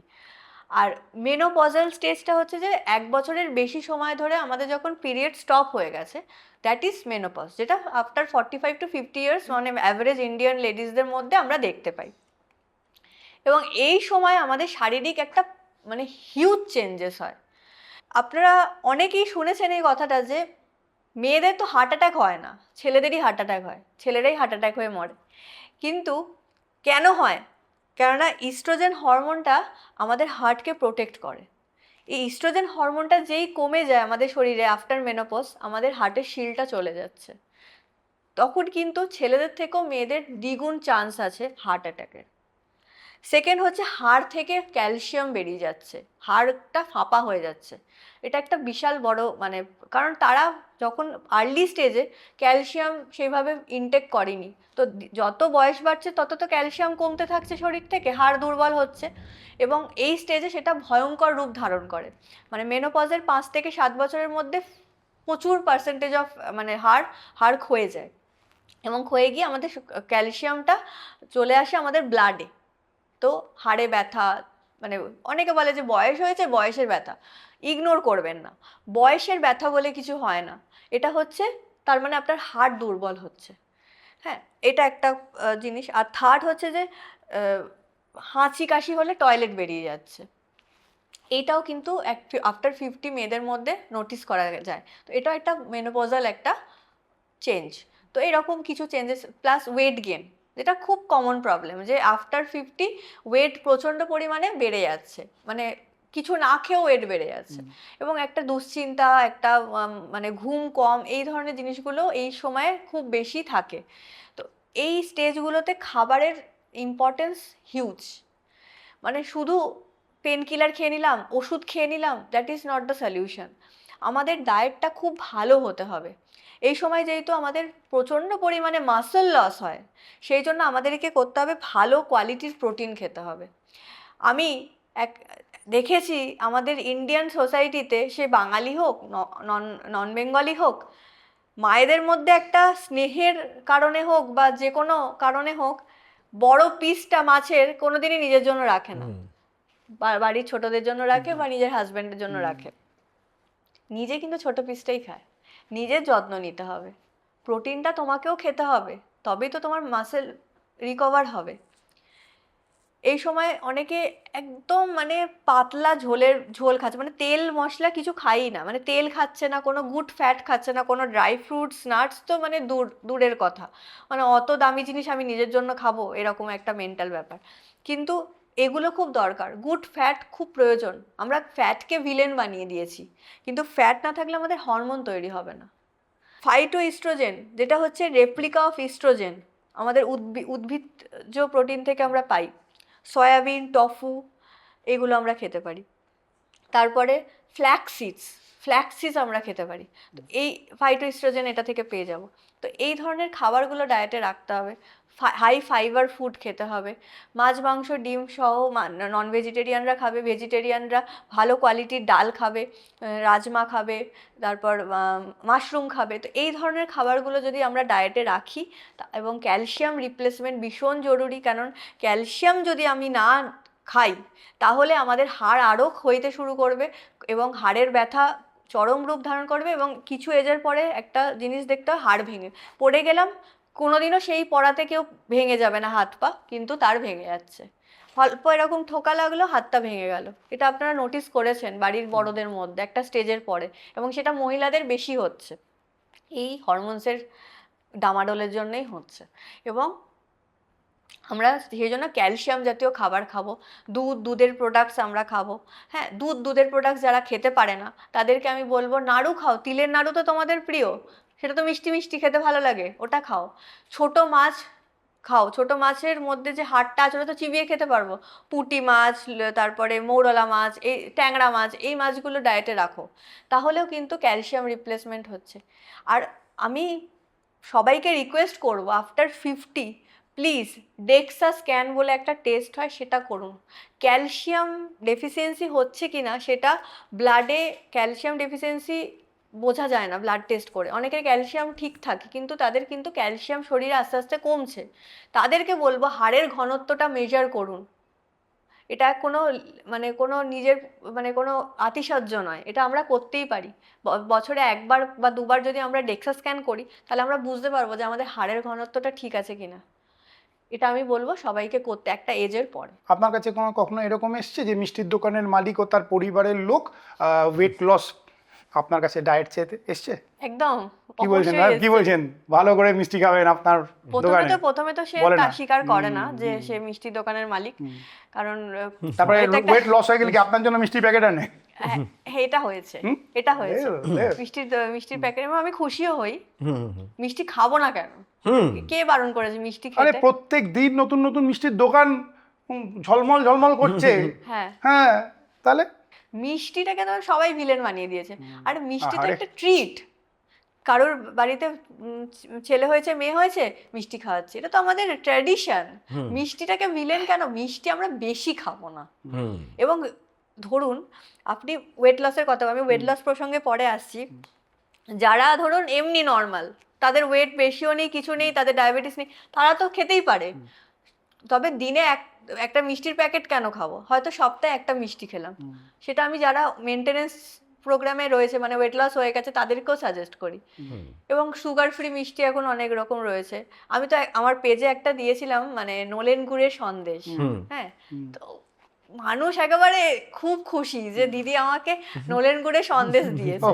ওহ, ওটা মানে শীতকালে বুঝতে পারছেন, একটা নলেন গুড়ের সন্দেশ নাহলে কি তাহলে আমরা না, শীতকাল। খাওয়া উচিত। হ্যাঁ লোকে তো এমন আছে যে মিষ্টির দোকান থেকে প্যাকেট কিনে রেখে দিয়েছে, শুধু প্যাকেটটা, যখন মিষ্টি খেতে ইচ্ছে করে তখন ওই প্যাকেটটাই চাটে।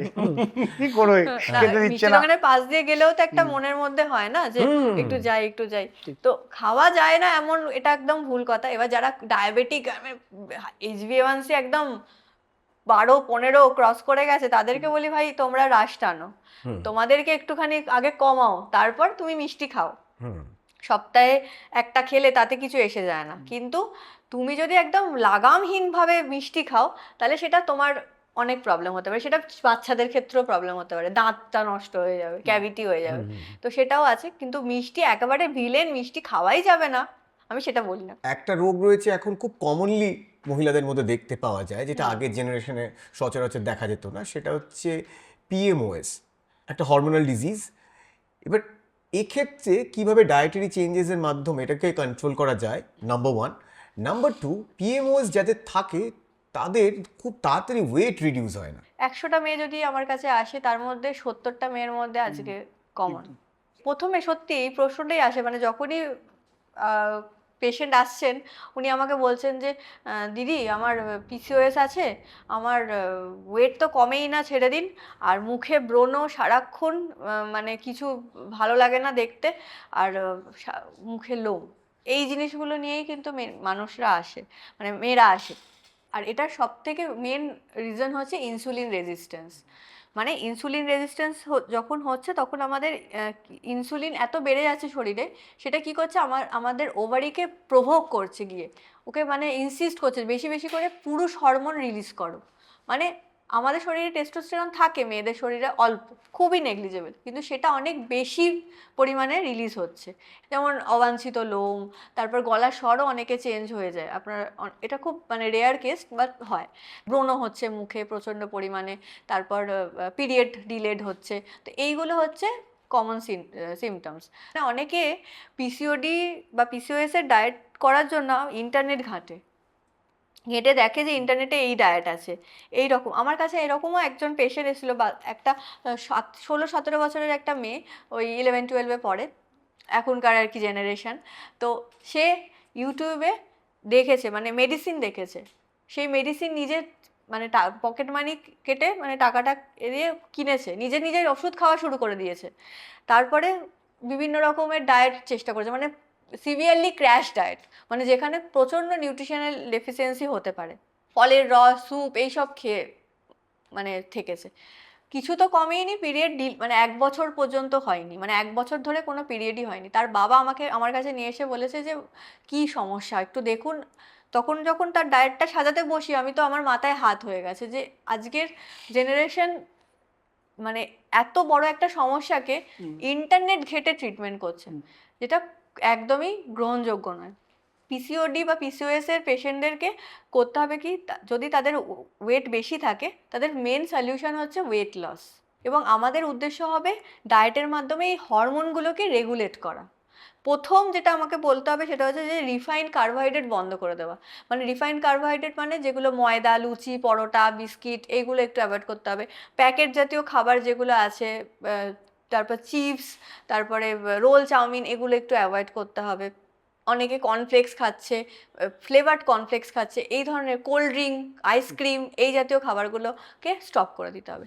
হেলদি খাবার খাও, হাই ফাইবার খাবার খাও, ওটস, ডালিয়া, তারপর ভাত রুটির মধ্যেই থাকো। যদি ব্রাউন রাইস খাওয়ার থাকে সুবিধা হয় তাহলে সেটাও খেতে পারো। হোয়াইট রাইস খেতেও আমি মানা করি না, হোয়াইট রাইসও খেতে পারো। বেশি পরিমাণে সবজি স্যালাড দিয়ে খাও, প্রোটিনটা বেশি পরিমাণে খাও। অনেকে আছে যে মানে ফ্যাটটা পুরোপুরি বাদ দিয়ে দেয়, পুরো ফ্যাট বাদ দিয়ে দিলে তো হরমোনই তৈরি হবে না। তাই জন্য ফ্যাটটাকেও আমাদের গুড ফ্যাট রাখতে হবে। তার জন্য আমাদেরকে আমন্ড, ওয়ালনাট, সিডসগুলো রাখতে হবে। আমাদের সিড সাইক্লিং করি আমরা অনেক সময়, যে ফ্ল্যাক্স সিডস, পামকিন সিডস, এগুলো দিয়ে বিভিন্ন রকম চার রকমের সিডস আছে, সেই সিডস দিয়ে সিড সাইক্লিং করি। তো এইগুলো দিয়ে আমরা দেখেছি যে পিসিওডি কিন্তু রিভার্স করা যায়, মানে ম্যানেজ করা যায়। পিসিওডিটা মানে পলিসিস্টিক যে সমস্যা, মানে যে সিস্ট হচ্ছে ওভারিতে, সেই সিস্টগুলো হয়তো কারোর ক্ষেত্রে সিস্ট পুরো চলেও যায়, এবং সেটা আবার চলে আসতে পারে যদি আবার তারা মানে লাইফস্টাইলটাকে আবার মানে ডিটোরিয়েট করে। কিন্তু লাইফস্টাইল চেঞ্জ করলে এবং ওয়েট লস করলে, ডায়েটটাকে ভালো করলে কিন্তু সমস্যার সমাধান সম্ভব। এবং আমার কাছে যখন পেশেন্ট আসে, যারা ধরুন মা হতে চাইছে, মা হতে আসছে এবং এসে বলছে যে আমার এই প্রবলেম আছে, এটা সব থেকে ভুল ধারণা যে পিসিওডি বা পিসিওএস এর পেশেন্টরা কখনো মা হতে পারবে না।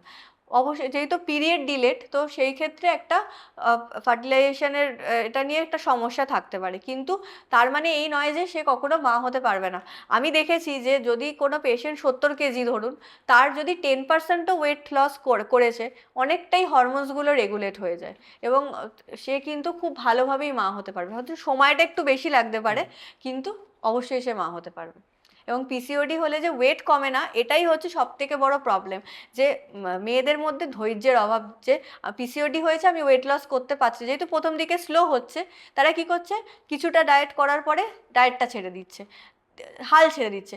আমি সবাইকে সাজেস্ট করবো যে হাল ছাড়বে না, হাল ধরে রাখতে হবে। ওয়েট লস হবেই, হয়তো স্লো হতে পারে, কিন্তু ওয়েট লস হবে, এবং ওয়েট লস হলে তোমার সব সমস্যা সমাধান হয়ে যাবে। এই যে ক্র্যাশ ডায়েট বা একদম খাওয়া বন্ধ করে দিলাম, এত স্ট্রিক্ট ডায়েটে চলে গেলাম, এরকম যদি কেউ করে, তো তার অন্য শারীরিক কি অসুবিধা আসতে পারে? ক্র্যাশ ডায়েট মানে হচ্ছে যে ডায়েটটার কোনো বৈজ্ঞানিক ভিত্তি নেই, মানে কোনোভাবে ওই ইন্টারনেট ঘেটে বা মানে একদম লো ক্যালোরি ডায়েট। মানে দেখুন, ওয়েট লস করতে গেলে আমাদের তো ক্যালোরি ডেফিসিট করতেই হবে।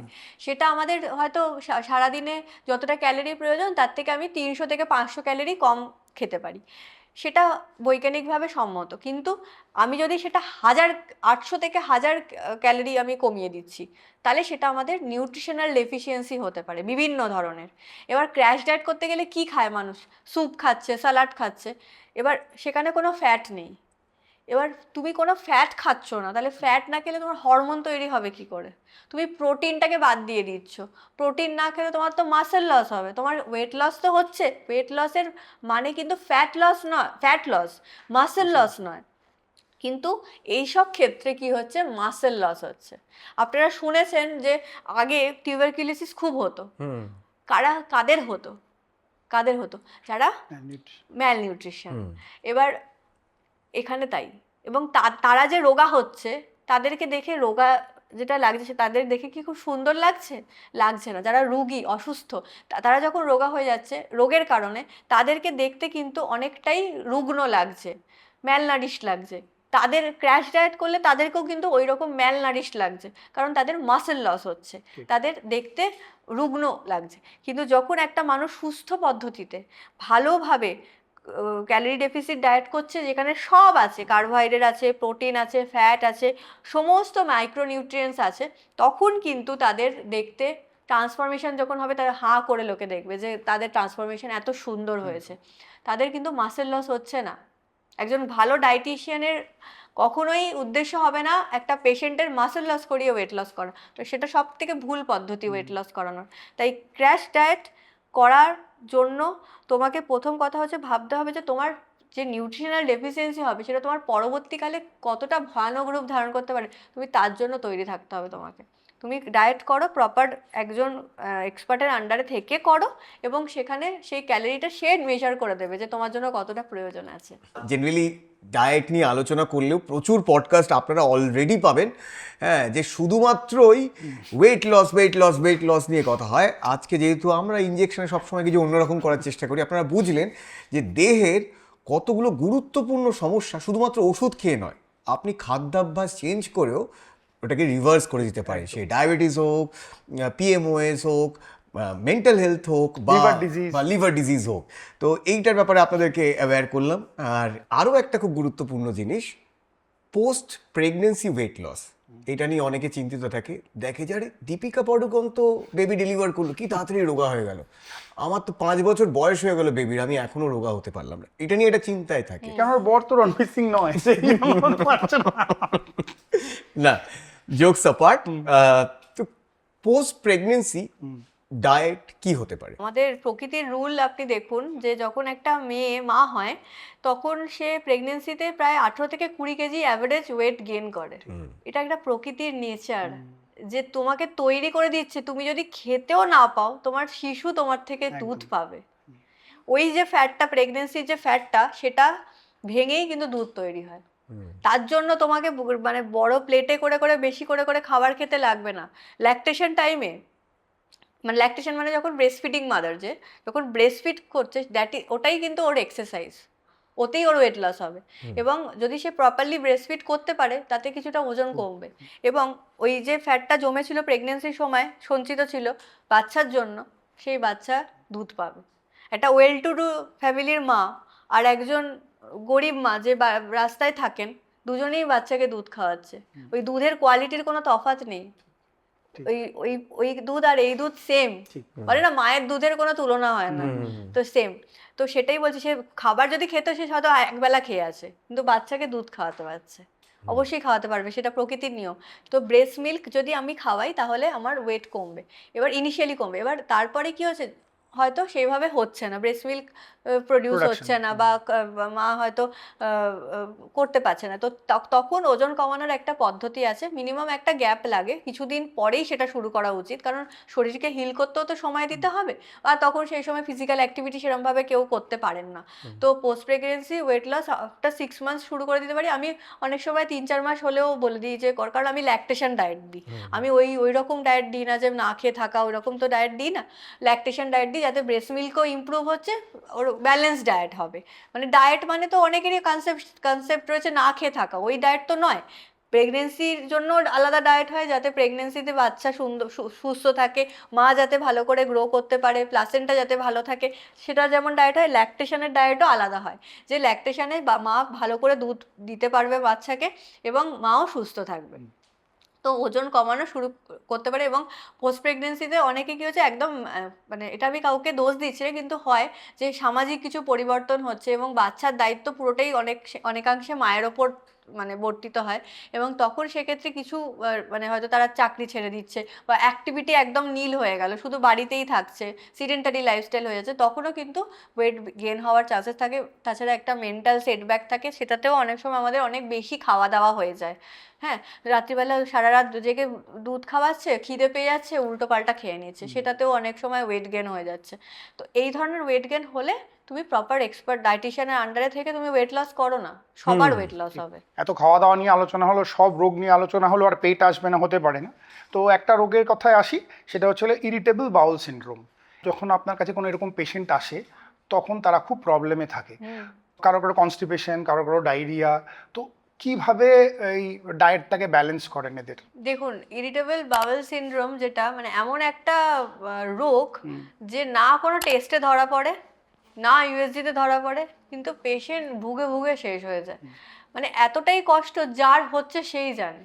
আর মানুষ খুব মানে এটাকে খুব নেগলেক্ট করে, মানে যে কি আছে, কিছু হচ্ছে শরীরে, গ্যাস অম্বলের প্রবলেম হচ্ছে, মানে অতটা গুরুত্ব দেয় না, কারণ কোনো টেস্ট রিপোর্টে তো ধরা পড়ছে না। কিন্তু সমস্যাটা ভয়ঙ্কর পরিমাণে হচ্ছে, এবং সেটা দিনের পর দিন হচ্ছে। একটা সময়ের পরে পেটটা ফুলে যাচ্ছে, পেটে গ্যাস হচ্ছে, তারপরে পেটে ব্যথা হচ্ছে। আবার একটা মানে আইবিএস এর ব্যাপারটা কি হচ্ছে, সবার ক্ষেত্রে সিমটম সেম না। কারোর হয়তো দীর্ঘদিন ধরে কনস্টিপেশন হচ্ছে, আর কারোর হয়তো মানে কিছু একটা সময়ের পর থেকে মানে পটি হচ্ছে বারবার, মানে লুজ মোশন হচ্ছে। আর একজনের আছে দুটো মিক্সড হচ্ছে। অনেকে আছে যে মানে কি সারাক্ষণ টেনশন করিস, আমাকে এসে এরকম বলেছে যে ও সারাক্ষণ টেনশন করে আর খালি পটি যায়, বারবার পটি যাচ্ছে, কোনো একটা কিছু প্রোগ্রাম আছে। কারণ দুশ্চিন্তা বা চিন্তাটা ওই জিনিসটাকে আরও প্রভোগ করে আইবিএস এর প্রবলেমটাকে। তো যখন এরকম ধরনের কেসেস আসে তখন আমি বলবো আইবিএস এর ডায়েটটা খুব ইম্পর্টেন্ট, কিন্তু আইবিএস এর কোনো পার্টিকুলার ডায়েট নেই যেটা সবার জন্য যাবে।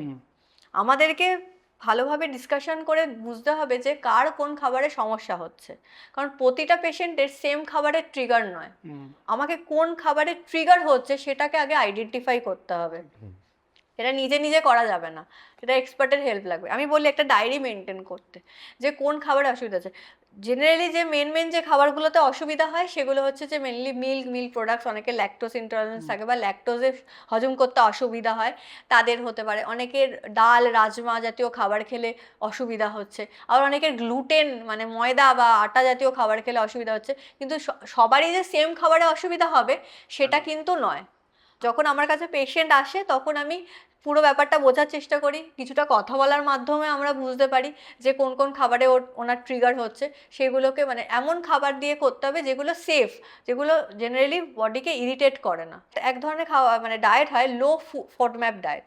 তো ওখানে কি হচ্ছে, কিছু শর্করা আছে, সেই শর্করাগুলো জেনারেলি সবার ক্ষেত্রেই একটা সমস্যা তৈরি করে, সেই খাবারগুলোকে বাদ দিয়ে দিই, দিয়ে 6 সপ্তাহ নোটিস করি যে কি হচ্ছে, এবং আস্তে আস্তে ওই খাবারগুলোকে ইন্ট্রোডিউস করে করে দেখি যে কি প্রবলেম হচ্ছে। তো এইভাবে খাবারটাকে সাজাতে হবে।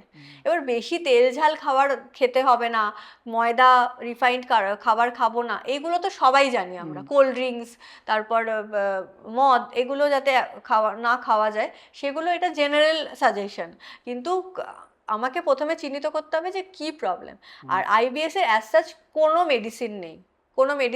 আইবিএস এর সিমটমসগুলোর জন্য মেডিসিন আছে, যে যার কনস্টিপেশন হচ্ছে তাকে একটা ওষুধ দেওয়া হলো, বা যার ডায়রিয়া হচ্ছে তার একটা ওষুধ আছে, কিন্তু সেটা শুধু সিমটমসগুলোকে কমানোর জন্য। কিন্তু আইবিএস কিওর করার কোনো ডায়েট নেই, এর একটাই solution, that is diet and lifestyle modification. যদি লাইফস্টাইল মডিফিকেশন করি তাহলে কিন্তু আমাদের আইবিএস এর সমস্যা অনেকটাই কমে যায়। প্রচুর পেশেন্ট এরকম আসে আইবিএস নিয়ে, কিন্তু তারা কিন্তু সুস্থ হয়ে যায়। আরও একটা পেটের অসুখ রয়েছে, জিইআরডি। এটা কিভাবে ডায়েটের মাধ্যমে ঠিক করা যায়? সেটাতে কি হচ্ছে যে খাবারটা ওপরে উঠে আসছে। অনেক একটা জিনিস মানে আমি দেখি আমার পেশেন্টদের মধ্যে যে বুক জ্বালা করে, এবং সেটা রেগুলার বুক জ্বালা করছে, টক ঢেকুর উঠছে, খাবার মুখে উঠে আসছে, টক খাবার মুখে উঠে আসছে, এবং কিছু কিছু মানুষের গলার স্বর চেঞ্জ হয়ে যাচ্ছে। এই ধরনের সমস্যা যখন দীর্ঘদিন ধরে হচ্ছে, মানুষ কি করছে, এটাকে নেগলেক্ট করে, পেট জ্বালা করছে, বুক জ্বালা করছে, কি করবো, আমি গ্যাসের ওষুধ খেয়ে নিচ্ছি। কিন্তু সেটা তো সলিউশন নয়। আমাকে সলিউশনটা দেখতে হবে। যদি এটা দীর্ঘদিন ধরে হচ্ছে, তাহলে এটা একটা গ্যাস্ট্রো ইসোফেগাল রিফ্লাক্স, এবং সেটা অনেক সময় শুয়ে থাকছি, খাবারটা ওপরে উঠে আসছে। এই ধরনের পেশেন্টদের ক্ষেত্রে একবারে অনেক খাবার খাওয়া যাবে না, বারে বারে অল্প অল্প করে খেতে হবে। এটা একটা মেন রুল। সেকেন্ড হচ্ছে যে বিশেষ করে ডিনার করার পরে মানে সঙ্গে সঙ্গে শোয়া যাবে না, অন্তত 3 ঘন্টা গ্যাপ দিয়ে শুতে হবে। এবং যখন শোবো তখন বালিশটাকে একটু উঁচু করে শোবো, যাতে খাবারটা ওপরে উঠে না আসে। ডিনারটা অবশ্যই হালকা খেতে হবে, এবং যে কোনো খাবারই তেল মশলা বেশি যাতে না থাকে সেই খাবারগুলো একটু বাদ দিতে হবে। বেসিক্যালি ভাজাভুজি এগুলো কম খেতে হবে, যাতে শরীর বেশি ইরিটেট না হয়। এবং হেলদি খাবার খাবে, কিন্তু বারে বারে অল্প অল্প করে খেতে হবে। যাক, আপনাদেরকে আজকে অনেক কিছু বিষয় নিয়ে অ্যাওয়্যার করতে পেরেছি। ওয়েট লস ছাড়াও যে এই খাদ্যাভ্যাসের পরিবর্তন আপনাকে কি কি ম্যাজিক এনে দিতে পারে জীবনে, সেটার ব্যাপারেই আজকে অ্যাওয়্যার করলেন ma'am. So thank you so much ma'am. আশা করি আপনারও আমাদের সাথে আড্ডা বেড়ে ভালো লেগেছে, খুব ভালো এবং আশা করি ওয়েট লস ছাড়াও অন্যান্য চিকিৎসার জন্য আপনার সাথে সবাই যোগাযোগ করবে, এবং এই খাদ্যাভ্যাসের পরিবর্তনের ব্যাপারেও মানুষ আরও অ্যাওয়্যার হবে। শুধুমাত্র এই নয় যে পাটাপাট ওষুধ খেয়ে যাচ্ছি, কিন্তু আবার তার সাথে বাজে খাবার, বাজে লাইফস্টাইল, না। কখনোই মেডিসিন, শুধুমাত্র মেডিসিন কোনো কিছু সলিউশন নয়। দেখুন, আপনি যদি সুস্থ হওয়ার জন্য একটা কারণ খোঁজেন, এবং সেই কারণটা যদি হয় দুর্গাপুজো বা বিয়ে বাড়ি, এতে কোনো অপরাধ নেই। তাই ম্যামের সাথে যোগাযোগ করতে পারেন, সমস্ত ডিটেলস ডেসক্রিপশনে দেওয়া রইলো। আর আপনাদেরকে বলছি, আপনারা আমাদের একটু ওজন বাড়ান আমাদের ইউটিউব চ্যানেলে। আমি তো একদম রোগা হয়ে গেছি। আপনারা প্লিজ একটু সাবস্ক্রাইব করুন এবং এই এপিসোডগুলো শেয়ার করুন। আমরা দেখুন, আপনারা এই কমেডি রিল, ফুড ব্লগের রিল, বাজে বাজে রিল, এত কিছু শেয়ার করতে থাকেন সারাদিন। একটা ভালো রিল অ্যাওয়ারনেসের বা এরকম ভালো ভিডিও অ্যাওয়ারনেসের আপনারা একটু শেয়ার করুন না। Sharing is caring. এবং তার সাথে আমরা ধন্যবাদ জানাবো আমাদের আজকের পর্বের গিফট পার্টনার শালিমারকে গিফট স্পন্সর করার জন্য। তাহলে এখান থেকেই টাটা বাই বাই বলছি। আমি সায়ন, আমি কুশল। ফিরবো অন্য কোনো পর্বে, অন্য কোনো ইনজেকশন নিয়ে। ততক্ষণ আপনারা সুস্থ থাকুন, যাতে ডাক্তারবাবুদের কাছে আপনাকে যেতে না হয়। আর যদি অসুস্থ হন, তাহলে নিজে ডাক্তারি করবেন না। Stay fit, stay healthy. Tata.